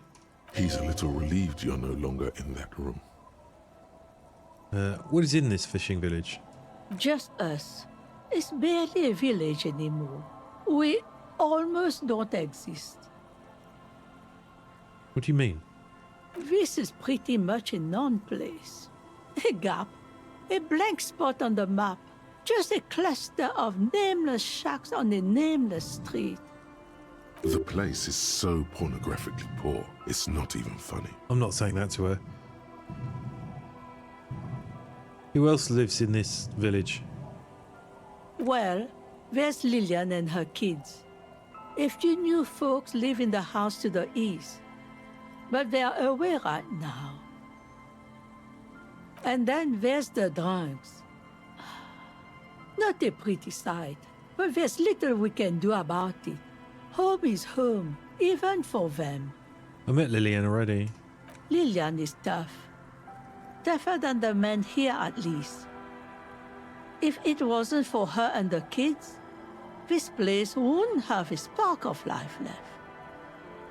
I haven't seen any drunks yet, though. Yeah, I have. They're over there. Sooner or later, you'll see for yourself. Don't have to look long to find these guys. Is there a way to make money around here? Here? For you? No, officer. The only money we have here is some coins the drunks tried hiding from their women and then forgot about. Under carts, boats, in little boxes. It's not hard to find. All right, there's another topic I'd like to address. She nods, rinsing another piece of cloth. What's further down the coast? Not much. There's the abandoned church, the DeLorean Church of Humanity. It's been there since before my time, even. Why is it abandoned? Some things just don't fly, officer. Look around. Who'd go to church here? They built it 300 years ago. Must have been nicer then. So, they don't hold services there anymore? The Ecclesiastes? No, we've tried, but things just keep happening. Crime, accidents, other things. The place never stays open. It's a pity. It used to be such a nice church. She's not telling you all she knows. Keep her talking. What else is on down the coast? Before you get to the church, there's some ruins, an apartment complex, or some kind of electrical plant. Run-down bunch of houses, empty. Which is it? I don't know exactly. A pre-war place. It used to be something. Before the war. I wasn't here then, you know. Was born in Samara. Anything else of note? Of note? The old fish market up on the boardwalk. But it's closed.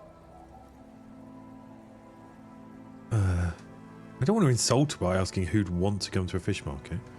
That's it, there's got to be more along the coast. What? You're one of those real estate people with big plans? If you want a development opportunity, you can check out the abandoned building over at Land's End. Used to be a supply depot, we think, sending goods and ammo across the bay. It's jammed shut though. We tried to get in, see if there was anything to sell or scavenge, but it's impossible. And now you know everything there is to know about this coast. Tell me about yourself. Who exactly are you here? Me? No one. Just an old washerwoman. Mother called me Isabel, if that's what you're asking. And my married name is Sadie. Now it's your turn, Mr. Lieutenant Double Freighter Harrier Dubois. Quite a handle you got there. So many titles. One of them double. Right, I'm off.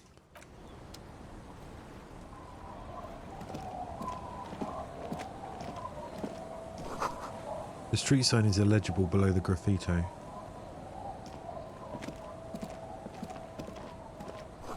Hard to see the details. The colours are warm and welcoming and cosy though. Flower trough where nothing really grows. Maybe in spring. Feels safe and warm in here, not like outside.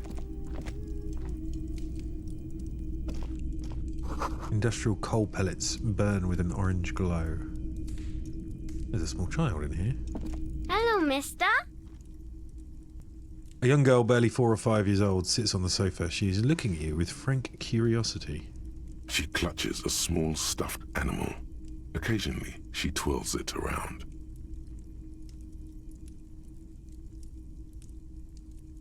What's that thing you're holding? It's Lammy. He's my friend. Sort of. Like... Lambie is a stuffed lamb that, admittedly, has seen better days. One of the eye buttons is missing, and the fur is tattered in several parts. Lambie looks soft. Yes. Very soft. Suddenly she pushes the stuffed animal towards your face. Press your cheek against Lammy. Isn't he soft? Are you Lillian's daughter? Yes, I am. Little Lily. You know my mom? Yeah, we met earlier. That's nice. My mom is great. She's never angry or anything. I heard there was a girl who has armoured gloves. Is that you? Oh, I had gloves. Very big ones. Heavy, too. Where did you get these gloves? Found them when Lemmy and I were playing hide and seek. In an empty house. Where no one lives. I think someone hid them there. She doesn't want you to think she stole them. And where are the gloves now? I hid them. The twins were going to take them. They're stupid. She lifts her stuffed toy up and looks into its one remaining eye as though searching for confirmation. We are going to need those gloves. It's for important police business. Oh. She doesn't seem to understand, but the lieutenant's tone has conveyed to her the important part. They're in my sandcastle. Behind our house. Under the sand. You can break the castle. It's not very good. Can I at least say thank you? What's that? Pointing at the stuffed bird hanging from the ceiling. It's a grouse. Wasn't Gar, the cafeteria manager, trying to repair a piece of taxidermy? Yeah. We're not just going to take their shit. What's it for? I don't know. Can I have it? Sure. Just go and get it. I don't like it anyways. It looks angry. Oh, okay. All right. You just need to grab it from the ceiling and go. Yeah, easy. Bye!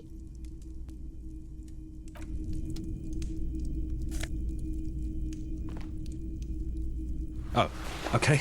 I thought there was going to be another, like, agility check or whatever in that. Okay. Let's go and find these gloves.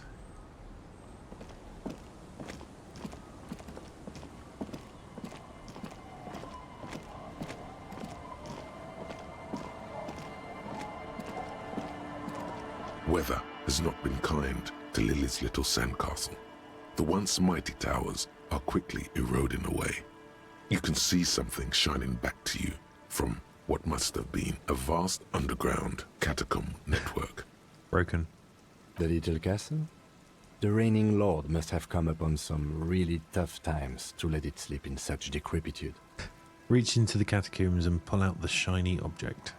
The walls and floors give way to the giant's greed, collapse and present you with a pair of ceramic gauntlets. Congratulations. That's the gauntlets down then. We're doing good on the armor collection front.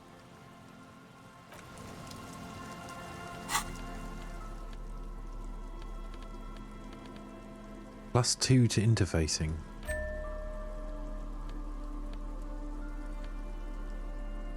What ones are we wearing? The fingerless ones. Put those back on. What does interfacing do? Master machines, pick locks and pockets. Okay. I might kick this off while we're walking around still asking questions. I want this. I think this is going to be more about my past. So, we're doing it.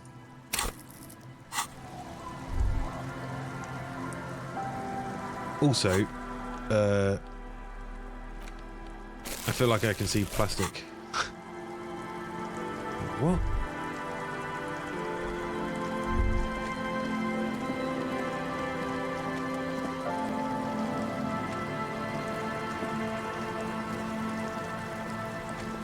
Where are you going?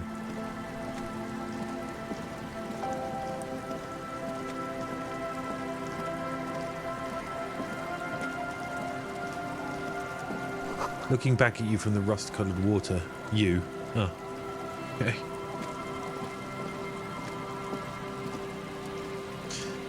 Let's stay down here for a bit.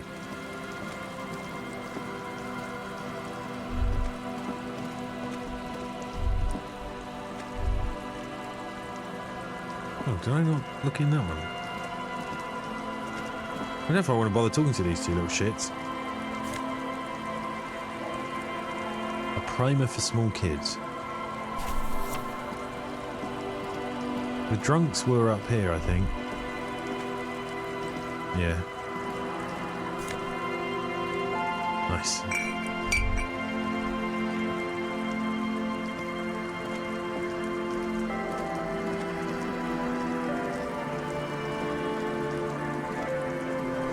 Construction material. Whoever planned to build this house left in a hurry.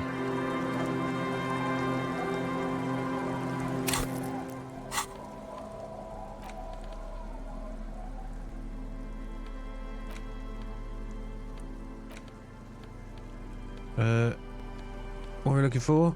This. 45p and some magnesium. Oh, what's this?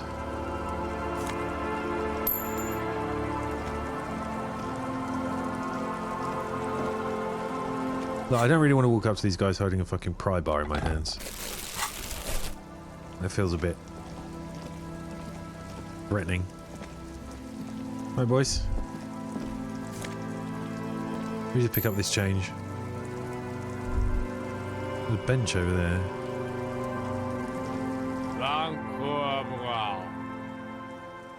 Grubbles an unshaven man with a ruddy nose.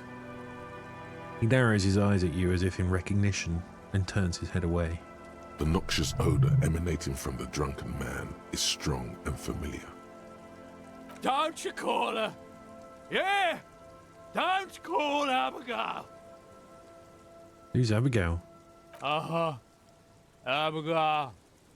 Don't you fucking call Abigail. You're not going to get anything out of this guy. He's too drunk. Uh-huh. Never thought you'd see such a thing in your life. But this guy's a little too drunk. Don't call Abigail. Okay, what about this guy? Hey, tequila! A 30-something man clad in a two-piece lycra tracksuit puts down his Pilsner and extends his hand in greeting. Good to see you. How's business? How's the whole reality situation treating you?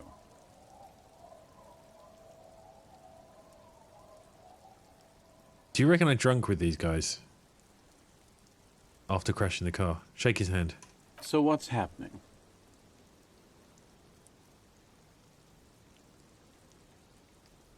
Wait, tequila? Yeah, Tequila Sunset. How are the, high-concept, reality-based adventures proceeding? Oh, well, I've definitely talked to this guy before. He says it like it's obviously your name. Like you call someone Billy Brunel or leader of the 4th Street gang. Reality, it makes me aggressively sad. Oof.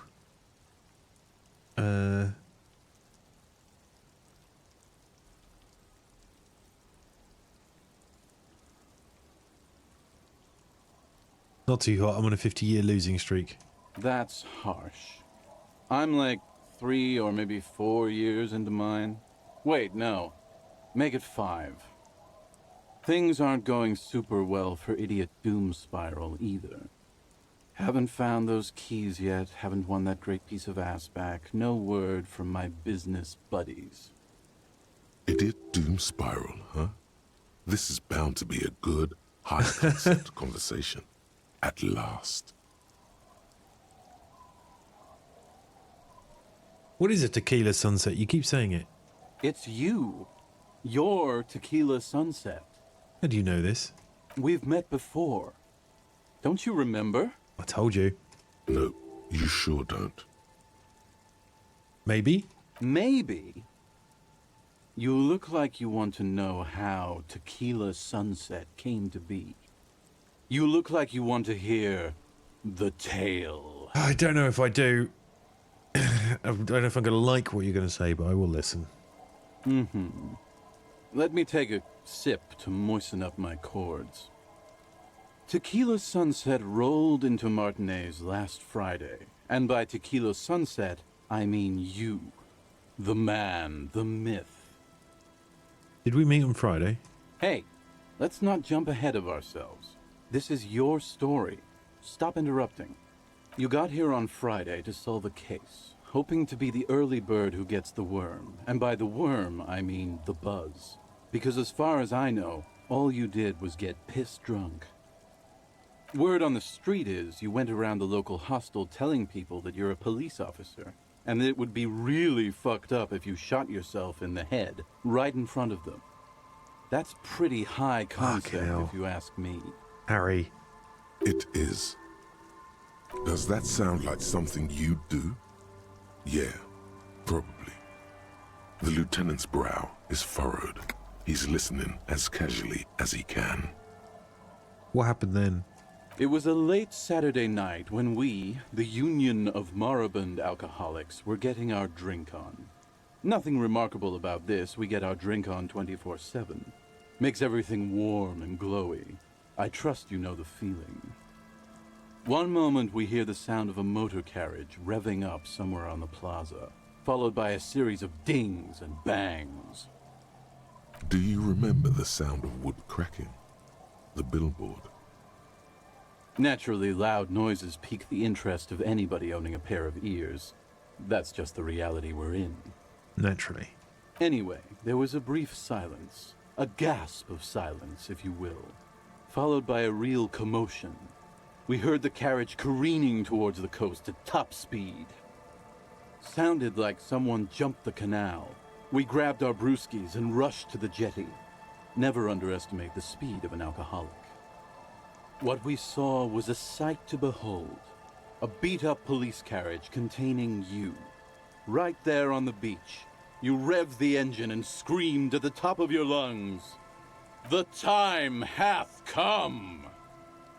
So, naturally, being the curious cat I am, I asked what time hath come, to which you replied, "The time hath come for Tequila Sunset, the end of all things."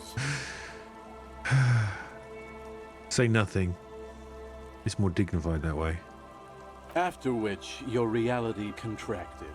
who jammed the pedal, plowed right off the jetty, and through the ice. We ran towards the ice whilst you crawled your way out, miraculously unhurt, covered in seaweed and shit, like some kind of sea monster.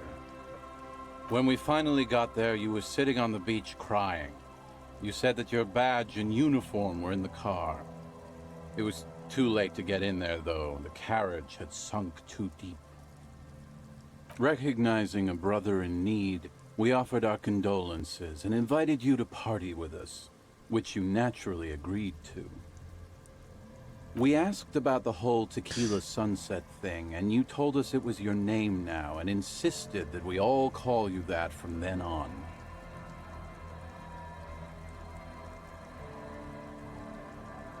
My real name is Harry. No, that's just what your mother called you. Your real name is Tequila Sunset. Just embrace it, brother. How long did we party for? Hours. It was an all-night drink-a-thon. Then, at some point, I think it was Sunday morning, you got belligerent and wanted to talk about Revacholian women. How they're beautiful and also whores and so on. How one of them fucked you real bad. After a short while, you crossed the event horizon, looked sullen, got up, and left without saying anything. Wow. That's quite a story. Yep. Yeah, I bet Tequila's a fucking legend around the precinct. You must be proud to work with him. If you only knew.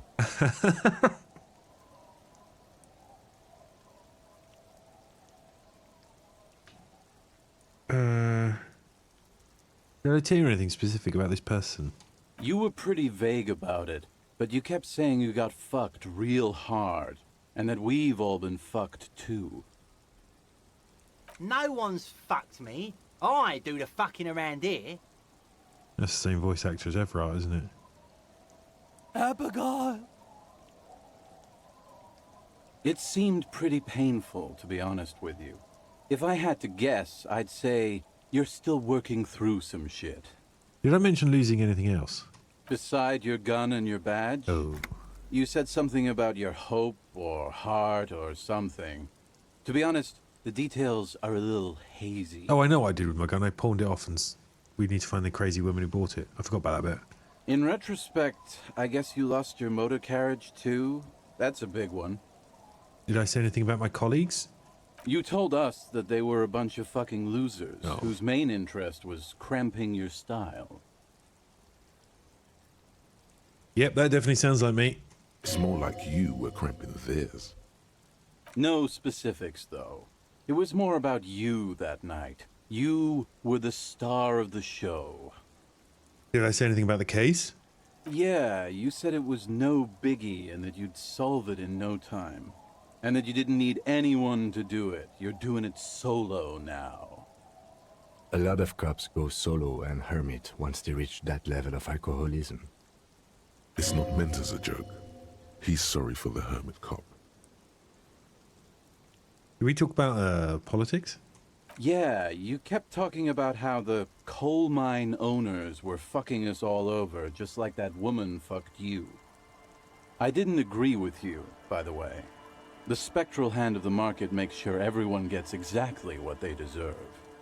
Did you get read on what kind of cop I was? You kept apologizing for being such a bad cop, and for the damage you've inflicted on everyone around you. You also kept pausing to knock the heel of your hand against your temples, saying, "Stupid, stupid, stupid." Don't need to hear anymore. It's a hard thing for a man to confront his past. That's why I avoid mine at all costs. What do you guys do around here? We are saving the world. Please. Please don't go. Don't go. Okay, we're drinking. We're drinking alcohol. That's what we're doing. I tried to save the world once, a long time ago, with enterprise, creativity, and willpower. But that didn't work out. So now it's a pirate's life for me.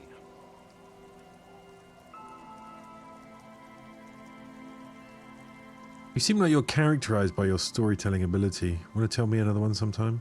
Whoop-de-doo. So now I'm a fucking storyteller. Right. Why not?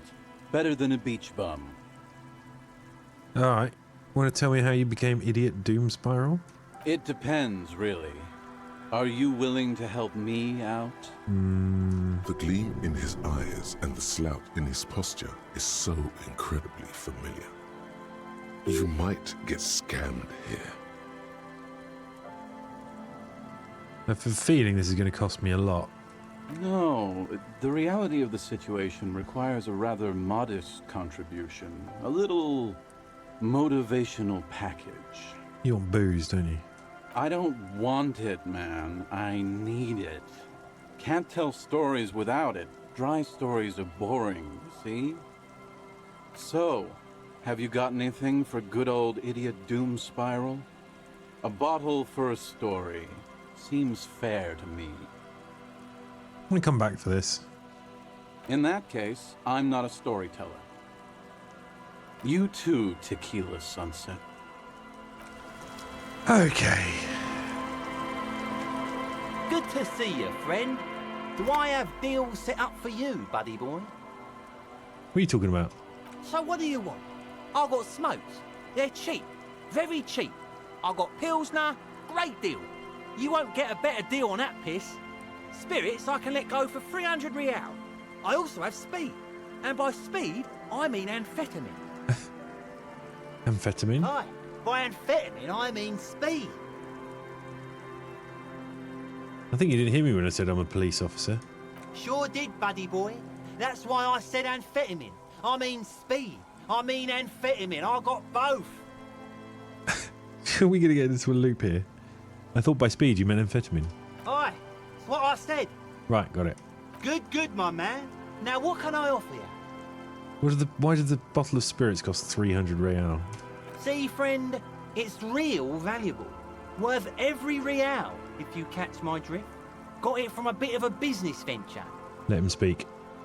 You know, it's funny, actually.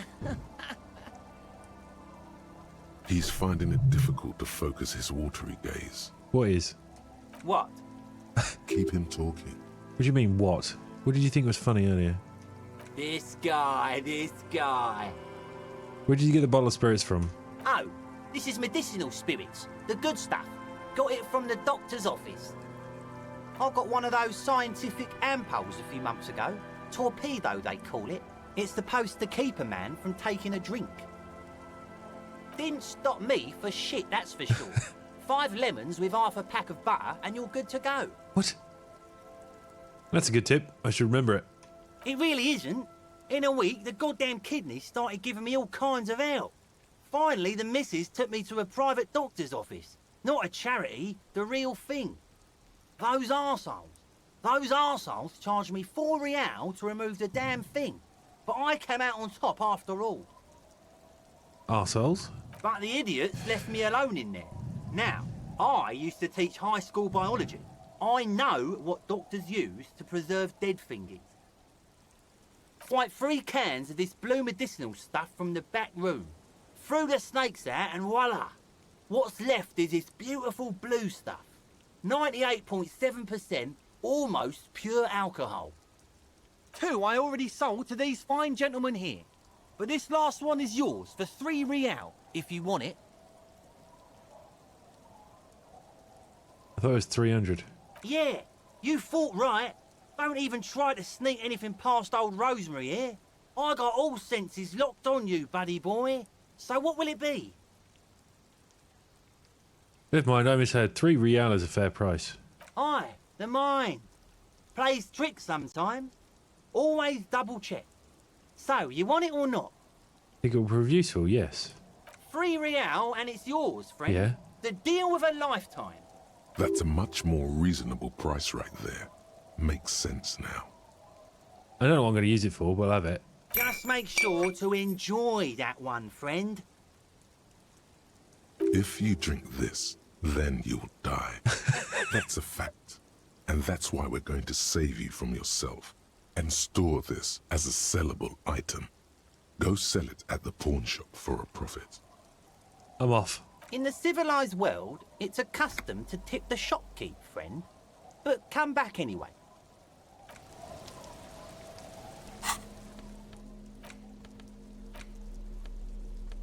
$6 real. Not really worth much of a profit, is it?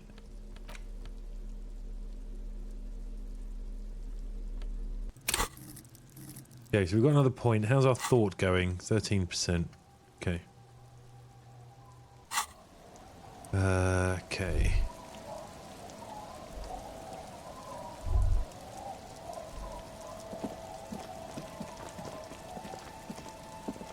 We go out here? No. You talk to these shits, see what they're doing? The scruffy-haired little boy kicks a stone. He can't be more than 5 years old. The other one looks indistinguishable from him. He watches his brother kick the stone with his tongue lolling out of his mouth. You must be Lien's twins. This one doesn't say anything, kicking the concrete with his worn-out sneaker. Lily's our mum. I already said that. The stone kicker laughs suddenly. His head is too large for his shoulders. The other one laughs as well. Wow, so intellectually stimulating. Children are stupid. Bye, kids. Take care.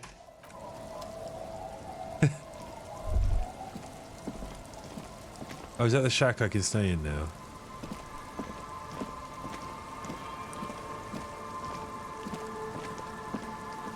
So there was that pathway there. A little black swallow circles above you. You hear it chirrup.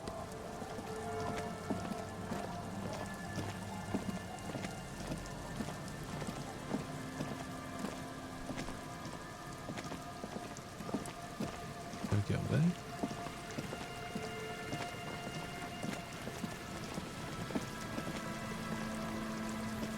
The beams are splintered. The bridge didn't collapse on its own. Artillery broke it. Oh wait, where am I going? Ugh.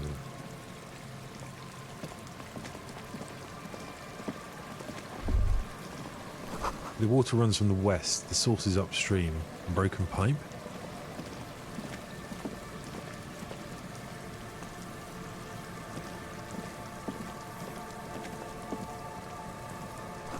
Rust-eaten letters read Mazut. The rear tyre of a motor carriage adorns these reeds. That's a Noland Vint Sank, an unsuccessful model.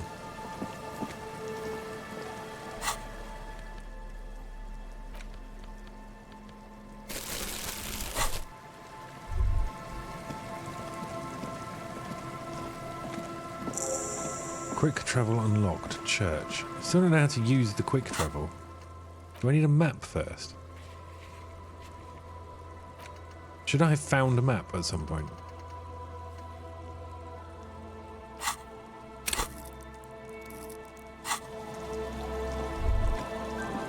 A kick drum pulse. The music is coming from somewhere on the ice.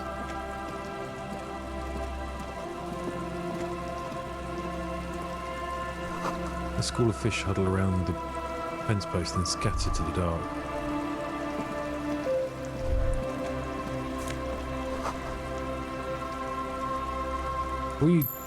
Before you a drawbridge, you can only be lowered from the other side. Oh. Full of holes. Could these posts hide treasure? Nice.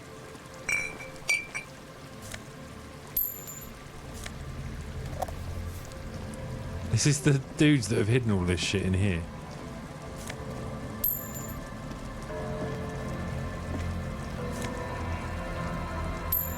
I mean, I am essentially robbing from poor people.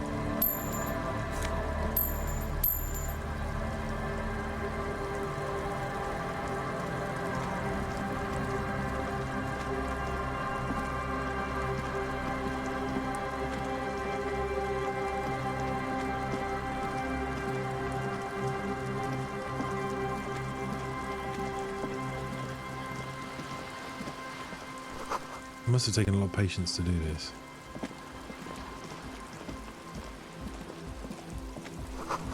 Yellow moss on these things, they're probably stolen from someone's garden.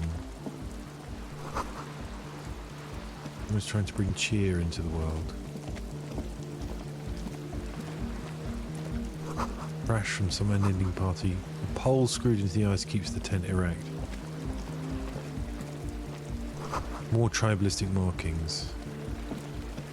Can we push this down? A pane of Eternite has been planted into the snow. 2 poles are holding it up. Barely holding it up. It could fall over any minute. A stronger gust of wind might be enough. What is this? It looks like a makeshift bridge. Could be convenient. Push it. The pane falls into the icy snow with a soft thunk. We should ask that girl on the ice what's going on here. This lady.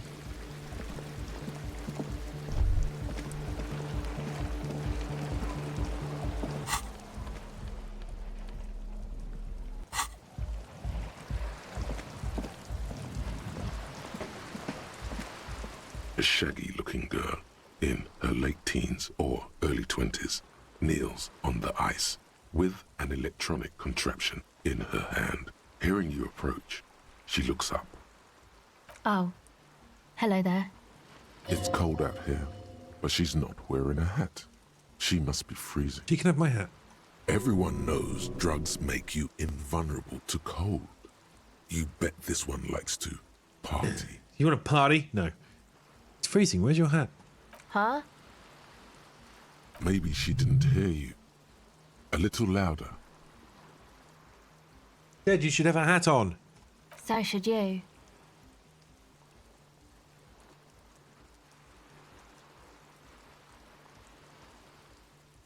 Come to think of it, I should. Where would I get one around here? I don't know, some kind of a store? Maybe a general store? Look, man, fuck the hat. No kind of language necessary. I'm sorry I said fuck the hat. I was concentrating on something else. I mean, I could give you a hat. My whole family swears and it rubbed off on me. She'll answer your questions now. What's your name? A cell. Her hair is dyed blonde, with dark roots showing. There's a coarseness to her features, some masculinity below that timidness. And your surname? Why? Why indeed. Forget it. Okay. What's this device you have there? This is a portable recording device. It's for field recording. Low quality, but still. And the wires?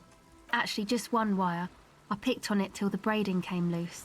The wire leads to a contact microphone. What's a contact microphone?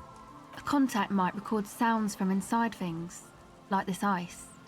Your mangled brain would like you to know there is a boxer called Contact Mike. Yeah? Any use of my wife's name? How about my mother? No. Oh, thanks, brain. You're welcome.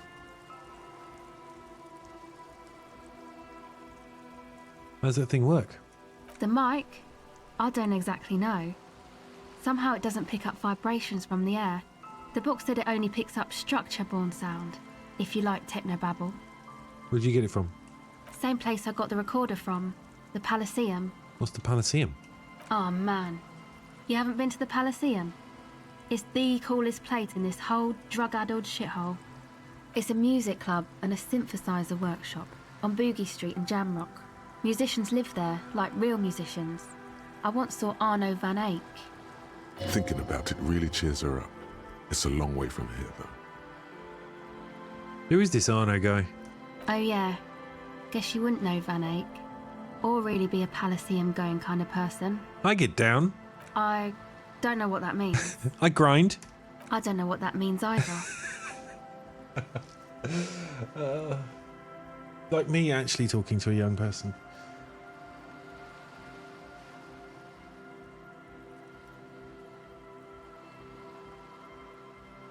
Nor do I, but I have concrete evidence that I rock, in the form of a wrecked tape player in a completely trashed hostel room.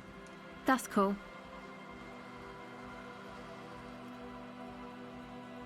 You're right, time has deserted me. Sucks, man. Was there something else? About the contact mic, perhaps? I actually have some non-mic questions for you. Okay. What are you doing out here in the cold? Recording, I guess. And what are you recording? I think I'm recording cracks in the ice. But there's no way to tell. Not without headphones. I think I just recorded your footsteps too. Not sure how that will sound. Wait, what happened to the headphones? My boyfriend sold them. What for? I don't know, man. Things. Just stuff you need for life. A lie. They were probably pawned off for something suspicious. And what are these recordings for? The cracks, the footsteps? The musicians in the Elysium used them for making music. They looped the stuff, cutting the tapes together. They make music out of cracks in the ice and keys jangling. Crazy sounds like that. It's hard to explain. Anyway, I thought I'd make some too. It's supposed to be, like, a music place anyway. I don't really know what I'm doing. They use synthesizers too. I don't have a synthesizer. She looks at the recording device, the thing she thought would fill her hours with joy and escape. It's turning out to be an empty fantasy. She feels childish, very useless all of a sudden. Take this, you're cold. The lieutenant begins to take off his jacket. No, man, fuck that, I'm cool. I'm sorry I said that. I'm sorry about the fuck. It's okay. He throws you a glance. Now this is where a hat would come in handy. I want to give her the hat. I have a spare hat she can have. It's a woolly hat too. Now this is where a hat would come in handy.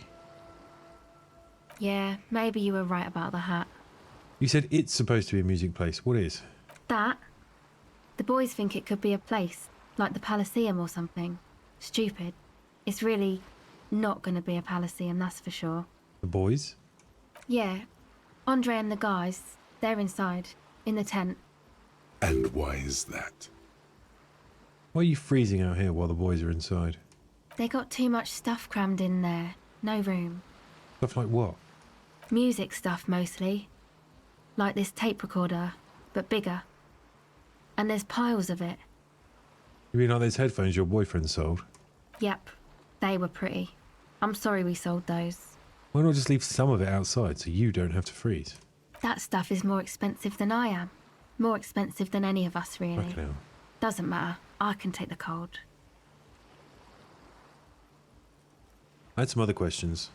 Go ahead. Tell me more about this music place you've been planning in the church. It's supposed to become like a club for anodic dance music, like that new style of synthesizer stuff they play at the Palaceum. Except that, yeah. She looks at the old wooden church up on the poles. As a mean wind comes bellowing in, the 6-story structure lets out a doleful shriek. What's anodic dance music? You know, anodic, cathodic, music that's made with electronic instruments. Electronic instruments? Like what? Synthesizers and tape consoles. Microcomputers too. Anything that uses electricity, but isn't guitars. Also found sounds, stuff like that. This is an evolutionary step up from amplified instruments, which in turn are a step up from acoustic instruments. What comes after it, you wonder? A black-tinted nothingness or something finer? Do you want to turn the church into a club? I know.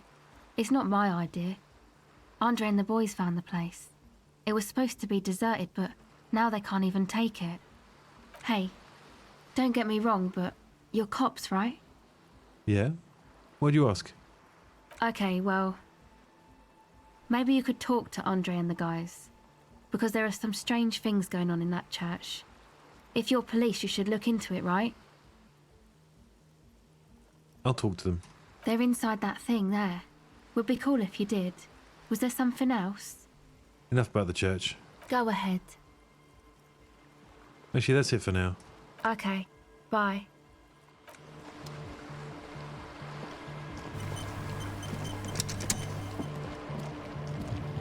The tent is just tarpaulin fabric covering a pile of stuff. The flap is open. Inside, 3 young men are listening to some new form of music. It's like nothing you've ever heard. One of them looks at you. Come on, get in and close the flap behind you. The warm stuff's getting out. Squeeze in. Sorry, we barely have room for one. You go ahead. I'm too old for this. I'm actually not, he thinks. I just dislike delinquents. I'm sure you will feel right at home. I'll keep watch.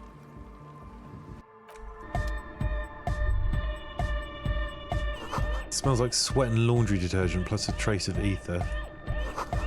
Groupie L'Ange. Engine starting fluid. Cancer's fluid appears to be water. A speaker, the big kind they use for live music. A pile of nasal sprays. Ban. Okay, well, let's talk to Spiky Head Dude. A youngish man bleaching the tips of his hair with a toothbrush. He puts the toothbrush down and extends his hand in greeting. Hello, I'm Andre. It's a pleasure to meet you. There is definitely something futuristic about his hair. Aggressively so. You get the sense that this is what the future will look like. Imbecilic. Yes, should the future ever come, it will look deeply imbecilic, like this guy. Oh, I might as well shake his hand. His grip is strong, sweaty, and warm. He's trying to project and inspire confidence. This is my posse, Noid. The young man with earrings looks at you suspiciously. An egghead. Noid an egghead. Egg!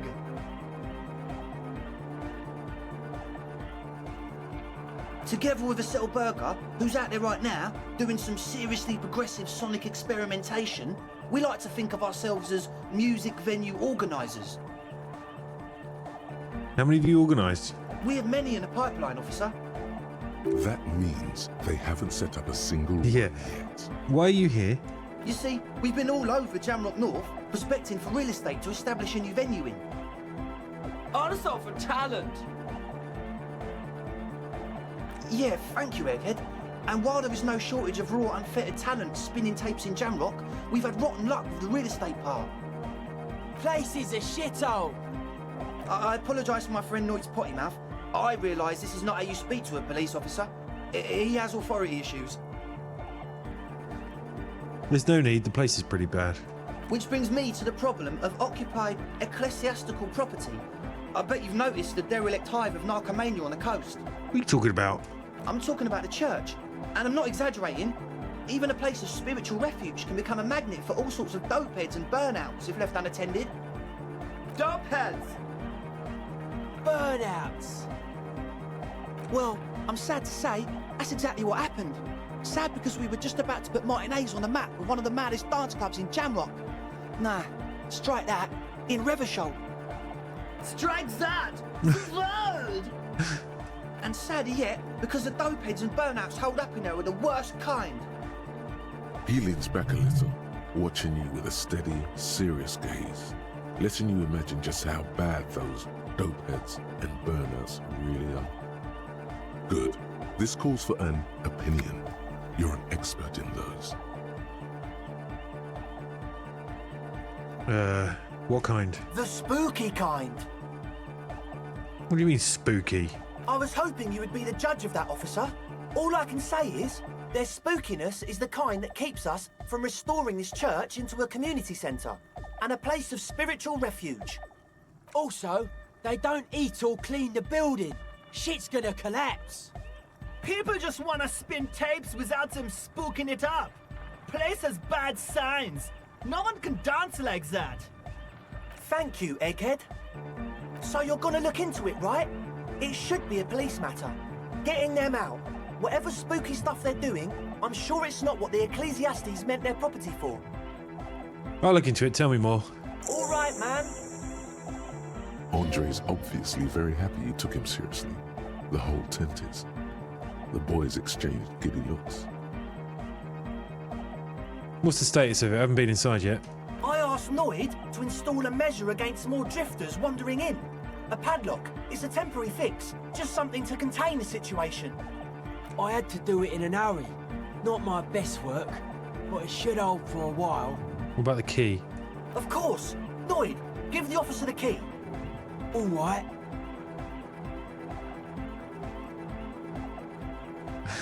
Reaction speed, be the cool cop, catch the key as it flies towards you. Fuck it. It's a red check. I'm not going to come back here. This isn't going to happen again. Might as well hit it. It's as if time is frozen. Failure. You think you can sense the key moving in the air. Yeah, this is going to be way cool. Don't ruin the cool by overdoing it. Raise your hand in front of your face with minimum effort. Blam! Straight in the eye. Straight in the old eyeball. In the looking ball. A stabbing pain.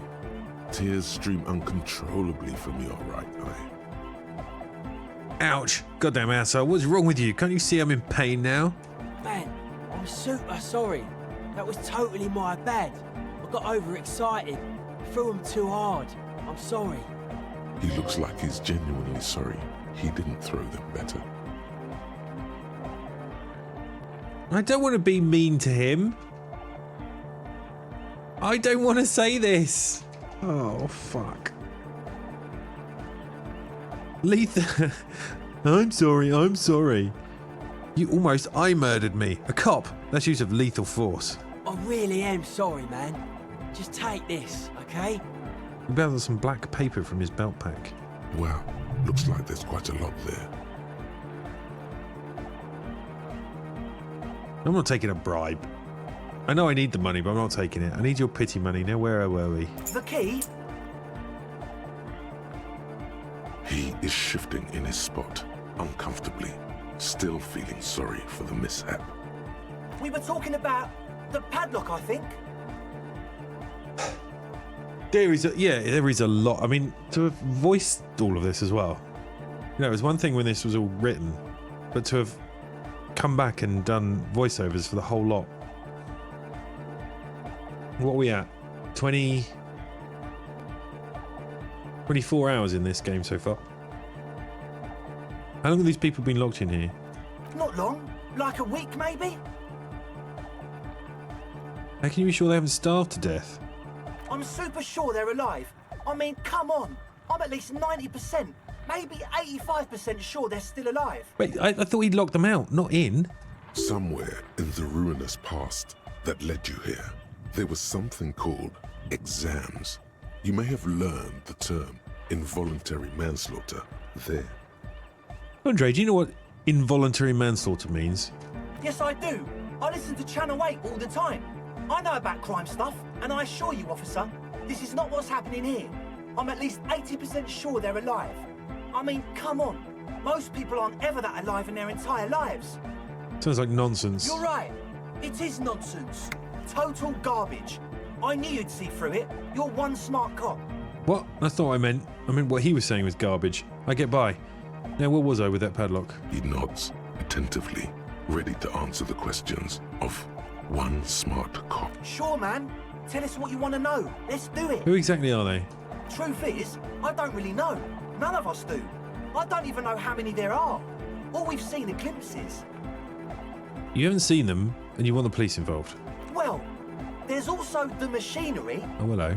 When I first scouted the place, back in February, it was abandoned, empty. Took some time getting the crew together. So about 2 weeks ago, we came here hoping to set the stuff up. Suddenly, there are all these strange machines lying around in there. One of them has wires running into bowls of water. Wires into water. Never seen anything like it. Andre, tell him about the feeling. Oh, and it felt like there was something in there with us, watching us from the dark. No, the other one. Which other one? I'm not as in tune with my emotions as you are, Egg. Felt like silence. Awful silence. But you haven't physically seen anyone. Not exactly. We've just seen someone who we think is a woman go in and out of the church. A couple of times. And we felt someone or something eyeing us inside. But that's kinda it.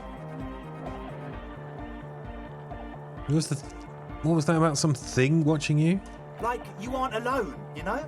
It wasn't quite human, if you know what I mean. Not human, as in a ghost? Do you know what he means? It was this dark shape climbing upside down along the ceiling, like some kind of crab man. What the fuck? A crab man? Yeah, you know, the way it was climbing up and around the ceiling, like a crab. No, I don't know. It was stalking a cell, exhibiting ambush behaviour. Odd. Crabs are usually marine creatures, and not known for climbing walls. Yeah. Are you sure there was a crab man? Yeah, totally. I mean, I didn't personally see it. Estelle was alone that time, but I believe her. If she comes out running and says there's a crab in there, there's a crab in there. You should ask her about it, but be nice. Don't tell her you don't believe in the crab. There probably is no crab man. Don't let them draw you in with this nonsense. Can you tell me about this machinery? You should talk to Noid about that. I just got a distinct burnout and dopehead sign from them. Probably jacked up to some snuff station too. Probably, very likely. With a small surge of PEA, alertness fills you, as if to say, this is a dark corner. Look behind it.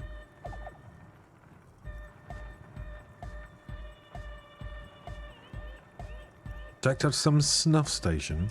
It means like one of those rich boy private radio stations, where you can listen to people getting killed on, then jerk off to it. Sick shit. Not that we would know anything about that. Noid just likes to relay stuff. He appears sincere enough, sire. You could, of course, be wrong. We're getting derailed here. In short, you can tell to Noid about the machines. He'll tell you more. How can you be sure they're burnouts and dopeheads if you haven't even seen them? Well, honestly, I can't. But I am. This is a below-feeble attempt at avoidance. Basically, he is attempting to weaponize idiocy.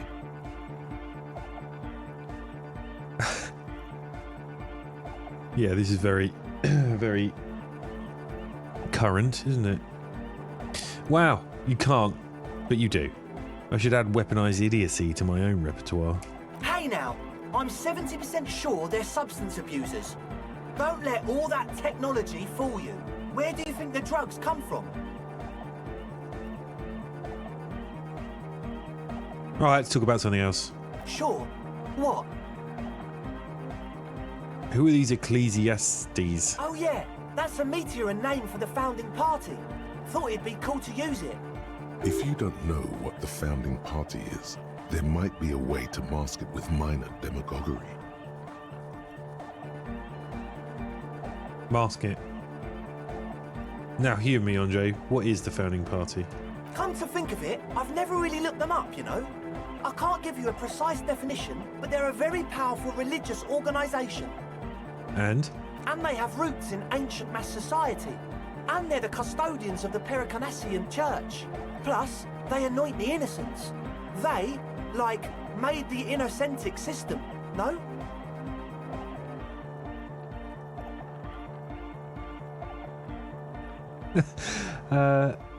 Sound exactly like the kind who would like loud and anodic music in their church.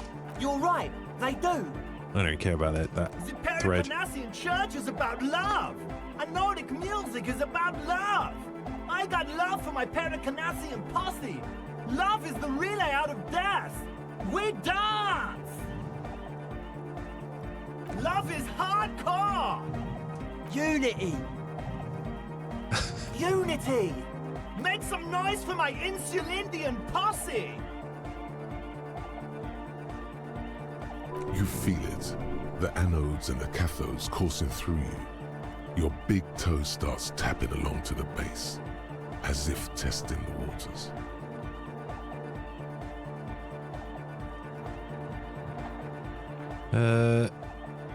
Enjoy the beat, nod your head. Feels good. Oh look, he's actually doing it as well.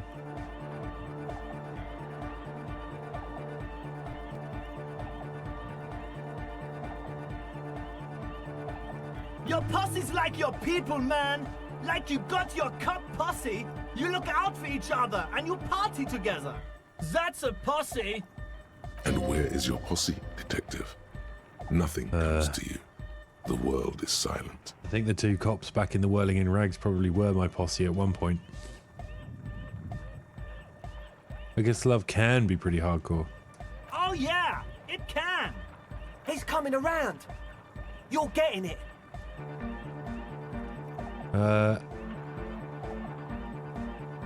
Let's say, yeah, you're right. How could the founding party be anything but enthusiastic? Dance music is all about love, and so is the Pericarnassian Church. He seems ecstatic that you share his vision of Pericarnassianism. Do it for the masses. Do it for the crew. His friend forms a fist with a screwdriver still in his hand, approvingly so. I didn't want to say it, but it was pretty lame of you to imply otherwise. Anyway, you got more questions? The one with the large head is still looking at you, nodding his head, waiting for your body to start moving. I was nodding. I wanted to ask you about this tent full of equipment. Yes. What?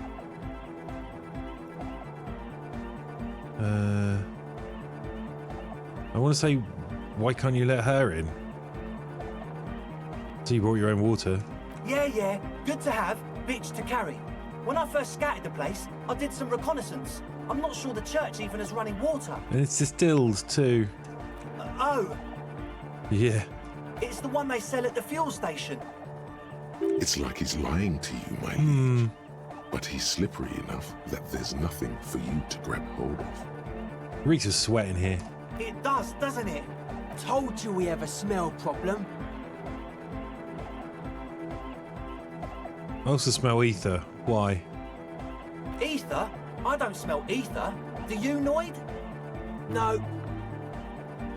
It's mixed with a peculiar chemical scent like laundry detergent. He sniffs the air, then shrugs. It doesn't take a forensic scientist to guess it's drug-related. They look and act like the kind of guys who've done their fair share. However, their breathing is regular, their jaws stay put, and their pupils aren't dilated. So, not under the influence right now. At least, not under the influence of stimulants. That doesn't rule out hallucinogens, benzos, some depressants. How do you know all this? What's with all the Nosifed? The what now? The Nosifed Ultra. You have a lot of it lying around. Oh, the old Ultra. He's like an actor, looking to the souffleur for his life. Yeah. I have a major sinus infection, stuffy nose. We all do. Shit's all blasted up. Winter. Can't even breathe. You sound fine to me. Yes, that's all Nosifed's doing. Without the Noser, I'd be drowning in shit right now. Yeah, would you? Nosifed is the shit. Can I have some? I have some nose problems too. Sure. Here you go, officer. The Noser. Blast away. I get the Nosifed, but what about the engine starting fluid? I mean, presumably they're going to make drugs. Look, they've got this distilled water, various other chemicals. This. The engine starting fluid? It's for starting engines. What engines do you start with it? What's with the goddamn Romangarod earrings? It's cold. The fluid's for the generator. Keep on it, sire. How's that extra high ether content working out for you? Does it do the trick? I guess it does. You're not completely satisfied yet. You know that slight scent of ether I felt before someone connected to ethyl ether? No idea, man. Yeah, right. Enough of this. He nods enthusiastically, no doubt a little relieved.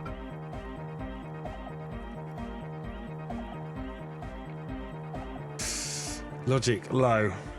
28%. As always, we'll be right here, waiting patiently for the news. Yeah. Have I got... Oh my god, the noise. Have I got anything that ups logic?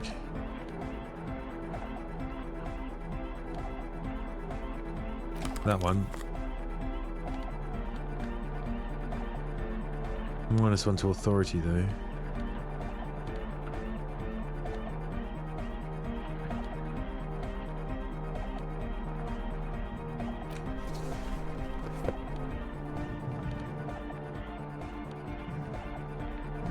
We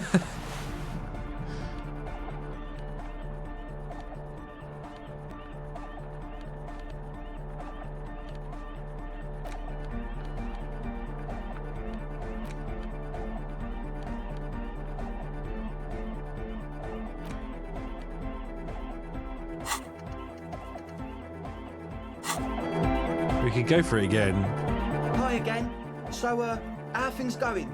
72%. Come on, game. I mean, we failed all of our high rolls and won all of our low rolls, so... Maybe everything isn't quite as you've been told. Take a moment to analyse. Truth is, I don't really know. None of us do. I don't even know how many there are. All we've seen are glimpses. Oh, I wasn't actually on the right thing. One of them, Andre. Oh, We've done that, we've done that, we've done all this. Not exactly. We've just seen. Talk about something else. Sure. Right, okay, there we go. Let's hit it. Well, oh, fuck me! You're a smart cop, and a smart cop like you would understand if something wasn't quite right. So this should be easy. I get the worst rolls.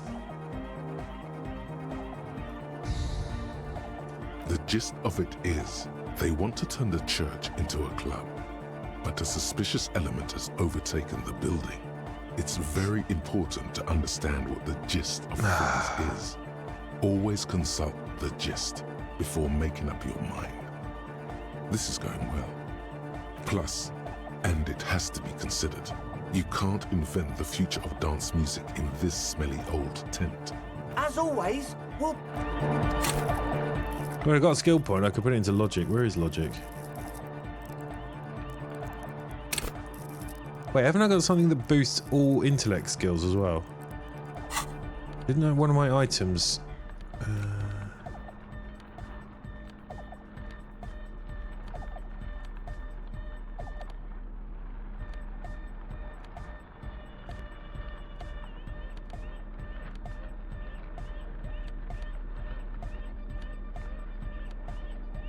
Was it after having a smoke?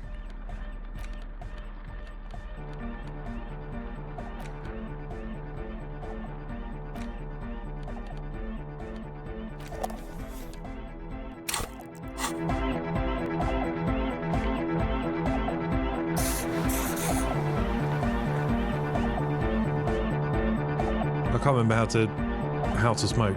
Oh shit. Look, don't worry about what I'm wearing, Kim.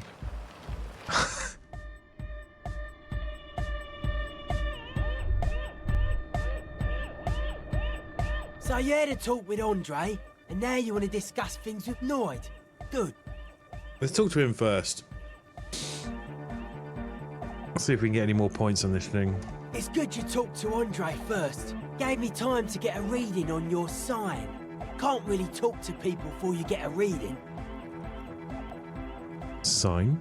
Yeah, gotta compare. See if we can align. Interesting. I suck at socialising, man. Even now, our sign synchronisation is way off. But I'll see what I can do.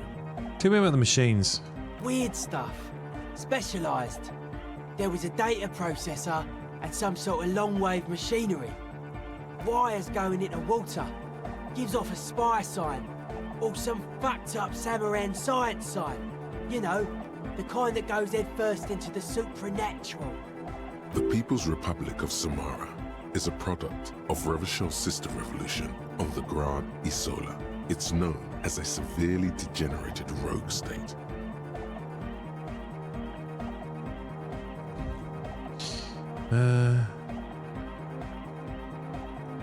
What's wrong with the supernatural? Nothing's wrong with it. You should definitely be researched. You can still do sick shit with it, though.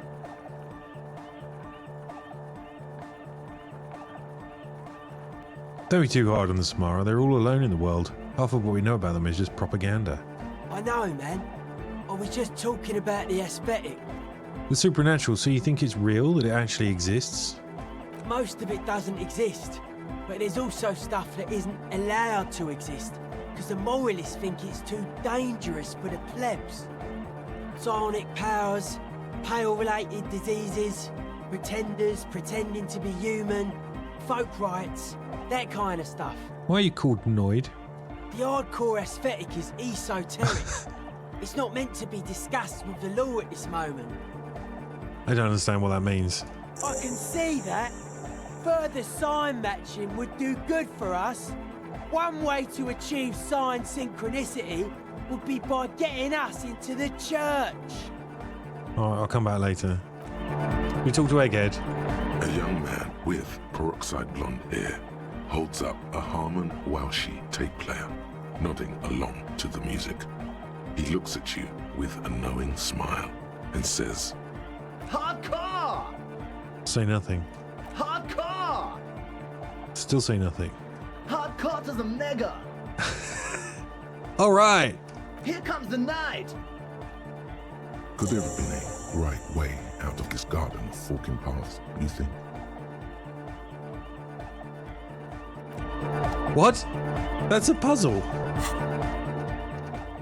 Solve the Egghead puzzle.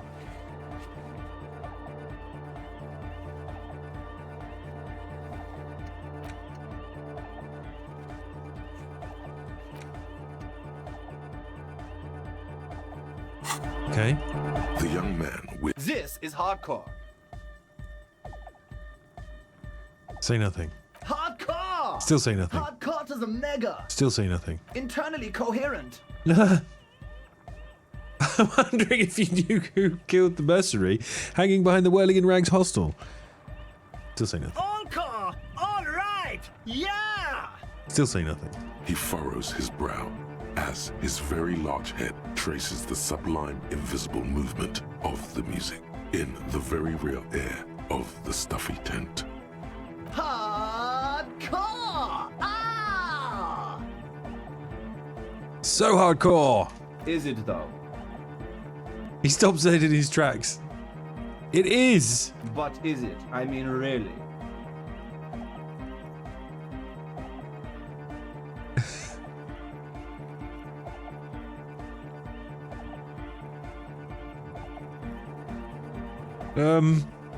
This is a weird conversation. I know, I was thinking that too. I am the mic enforcer. I am the chicks checker. Yeah! Okay, alright, cool. What are my chances on this? So, how are things going? I need to unlock logic. Did I have a spare point? Should we put it in logic? Oh, we were going to have a smoke, weren't we? We'll do that. Do that. Leave. As always, we'll be right here. I think I need to swap hands.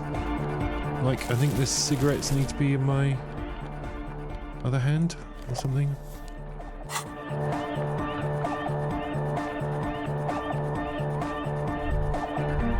Oh, piss. I can't remember how to do this.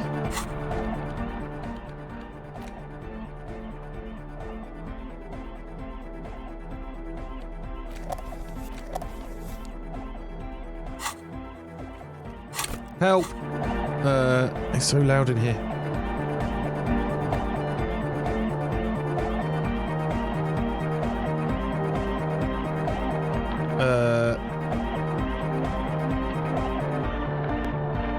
I don't understand why it won't let me do the thing.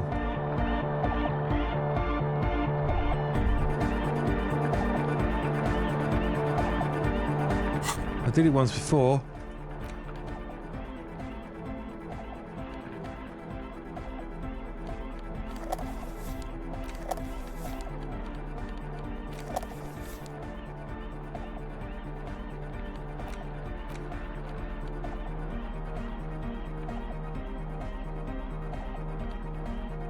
God damn it. What's our chances of hitting this thing now? 83%.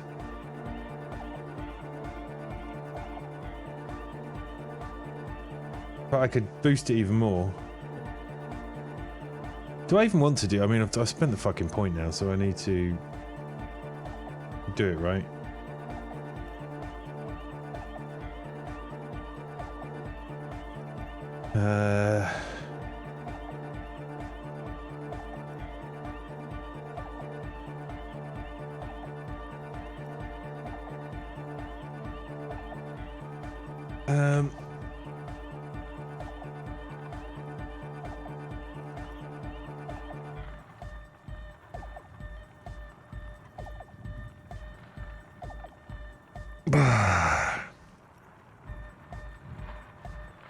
Take a moment to run. Come on, please, game, please. This is 83%. As always. I'm going to try and just click on this again. Maybe I have to do it outside?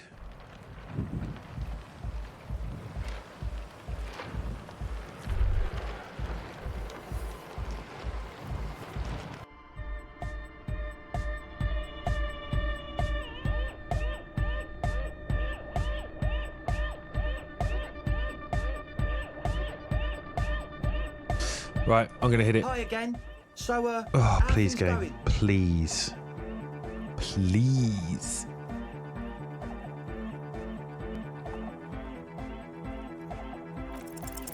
A number of things don't add up. Let's take a look. How about gather around, kids?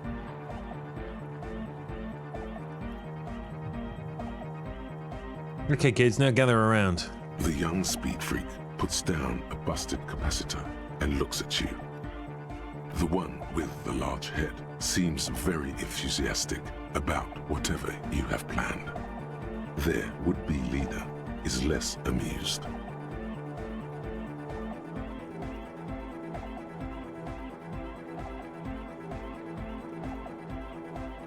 Sometime in the past, I'm not sure when and where, but betrayal was involved. I fell sick and became the shadow you see now. But before that, I have reason to believe I was a police detective.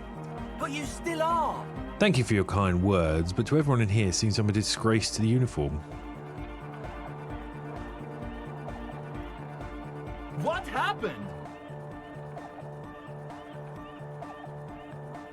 Disco happened. I've been trying to say we need the next step in dance music to happen fast.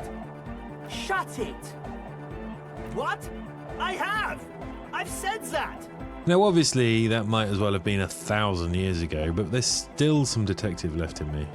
The young speed freak is silent. He senses something is wrong.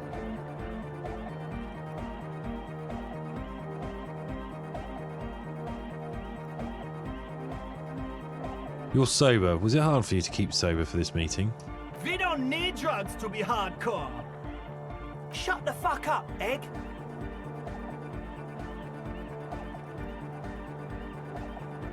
Maybe not today, Egg, but you need drugs to get through the days when you're not expecting me.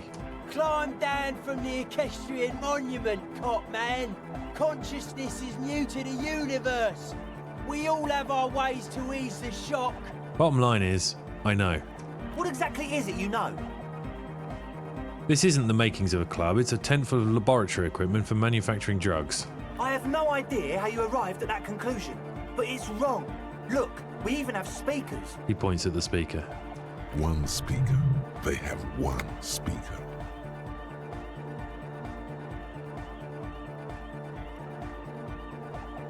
Can I get to say all of these things? Where is his friend? Did he lose his friend? What do you mean, friend? The other speaker. You only have one. It's a one-speaker system. It's monodynamic. You wouldn't know the first thing about sound reproduction in anodic music. Other speaker. This may be the brain damage talking, but you've definitely never heard of monodynamic or one-speaker systems. We have no headphones. Wouldn't a cell need her headphones to spin tape? What do you know about spinning tape? I know you pawn them. Likely for lab equipment and drug ingredients. I'm sorry, but there is no lab equipment and no drug ingredients. The Nosophed is here for its active ingredient. He said it was for his nose. What more do you want? Likely pseudoephedrine, almost exactly the shape of ephedrine. Ephedrine makes you happy, and so does pseudoephedrine. The distilled water, cornerstone of a clean lab. And of all cellular-based life, what's your point, Lawbringer? The ethyl ether from the cuprilange, a solvent, good for getting acting agent out of a solution. Make up your mind. First it's the sweat, then it's the ether. There is no need for me to pile on any more, is there? No shit.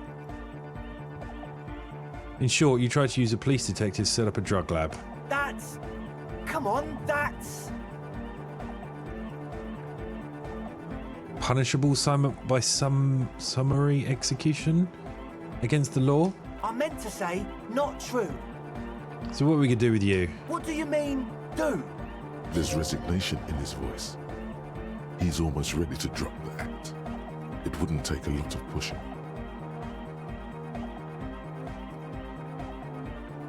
I don't really care. I just wanted to crack the case. Do what you want, and I'll do what I want. You tell me what's really going on, and we'll work from there. I can be lenient. What do you mean by lenient?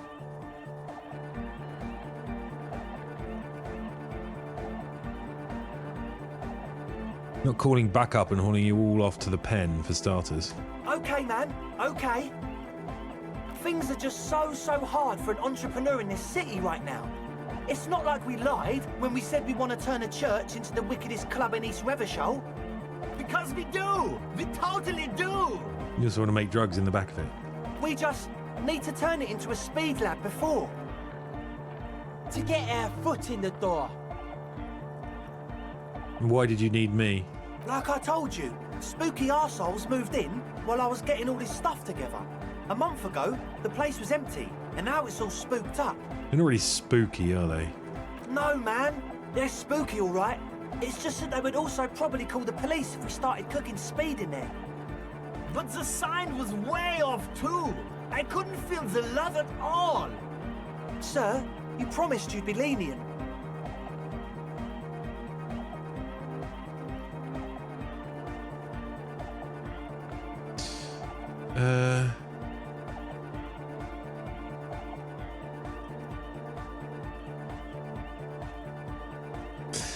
I don't want to ask for a bribe. I don't want to get them immediately arrested. I don't want to kick them out just yet. There might be more useful stuff here. I think I'll do the decide later. I want to go and see what's going on up there first. We can continue on an amiable path, right? No more misunderstandings, no more lies. Before you go, is there anything else you need? I know Noid has his signs, but what's the deal with Egghead here? He's a quiet man, mostly communicates through music, and by being a master of ceremonies. How do you communicate with him? Well, he's just kind of here. I don't really know how to communicate with him. Have you ever really talked to him? Yeah, sometimes. When I stumble and find my way into his centre, you have to hear a lot of hardcore to the mega first though. The man smiles mysteriously, choosing to let the beat speak for itself. Right, that's it for now. As always, we'll be right here, waiting patiently for the news. Yeah! Let's have another go at Egghead. Back to the heavyweight jet. Hardcore! Say nothing. Hardcore! Still say nothing. Hardcore to the mega. I think I did all right there. Say nothing. Internally coherent. I was wondering if you knew. I'm going to do this one. Who killed the mercenary hanging behind the Whirling in Rags hostel? Good morning, yeah. 1, 2, 3. Yakokata, the place to be. He's not the dude from Scooter. I'm starting to be beginning to think this really doesn't have anything to do with the case. It's the message, so listen and you will see. No illusion. The spirit is what you feel. It is the guy from Scooter. Right. Look. I'm not wearing this shit anymore. I keep the visual calculus glasses on.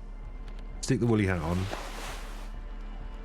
No, I don't want to lose the rhetoric points. I think that was it, wasn't it? I still haven't worked out how to use the cigarettes, so they can just go back in my pocket.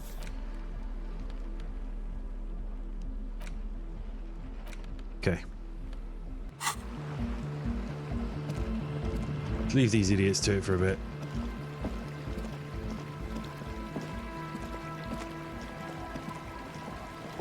We haven't actually done anything on the main case that we're trying to be solving. I wonder if I should go back and talk to Joyce now we've got our badge. But then we are all the way down here.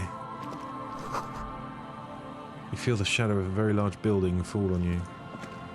It is midnight and I do need to go to the loo. Let's not go in the church yet. Let's wander around the outside. Ooh. We'll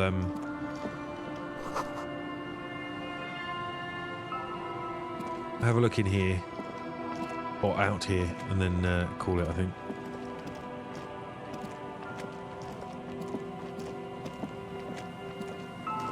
The map's a lot bigger than I was expecting it to be.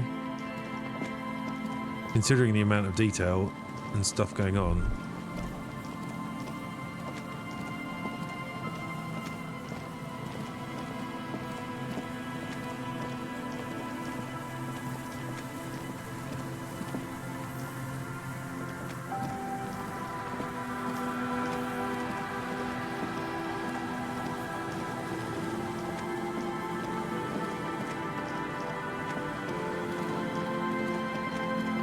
Okay, I think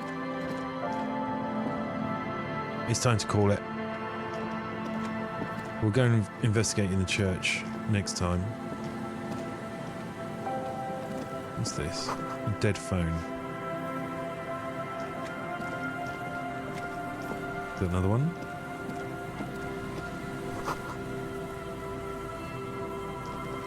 A metal payphone under a yellow plastic dome. You could use it to call someone, unless you're...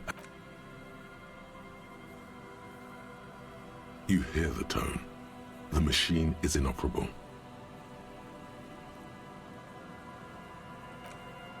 Okay.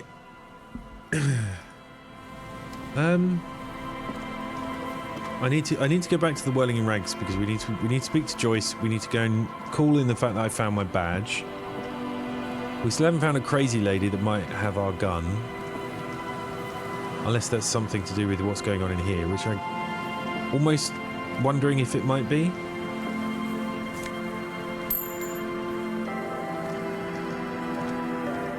Someone has left an unidentifiable article of clothing on this railing.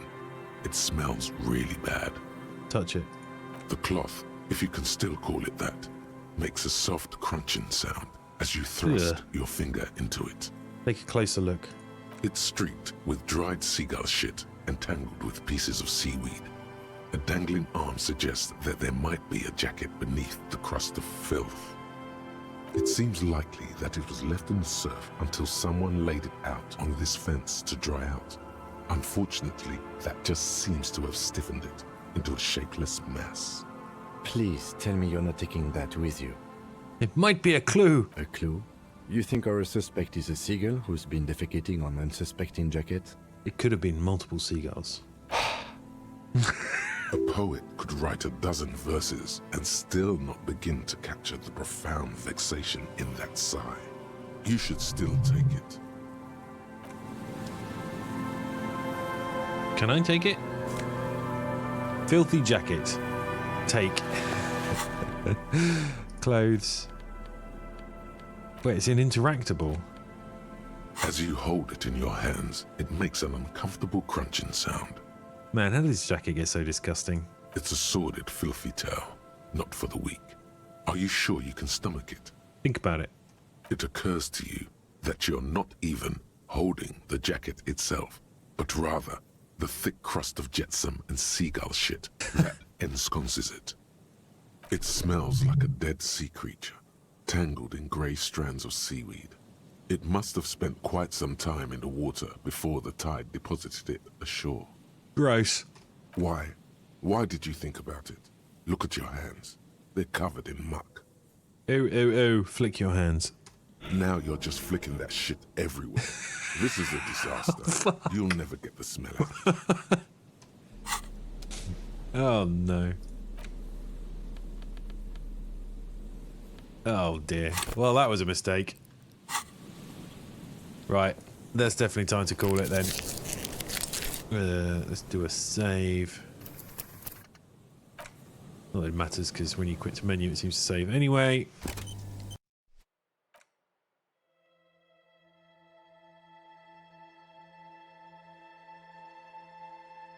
Right. God, this game's good. I want to pick everything apart. I don't know if I'm wasting time. I'm getting really shit rolls as well. I'm annoyed about that. Not finding the last thing on that body. Anyway, cheers for watching. Thanks for hanging out.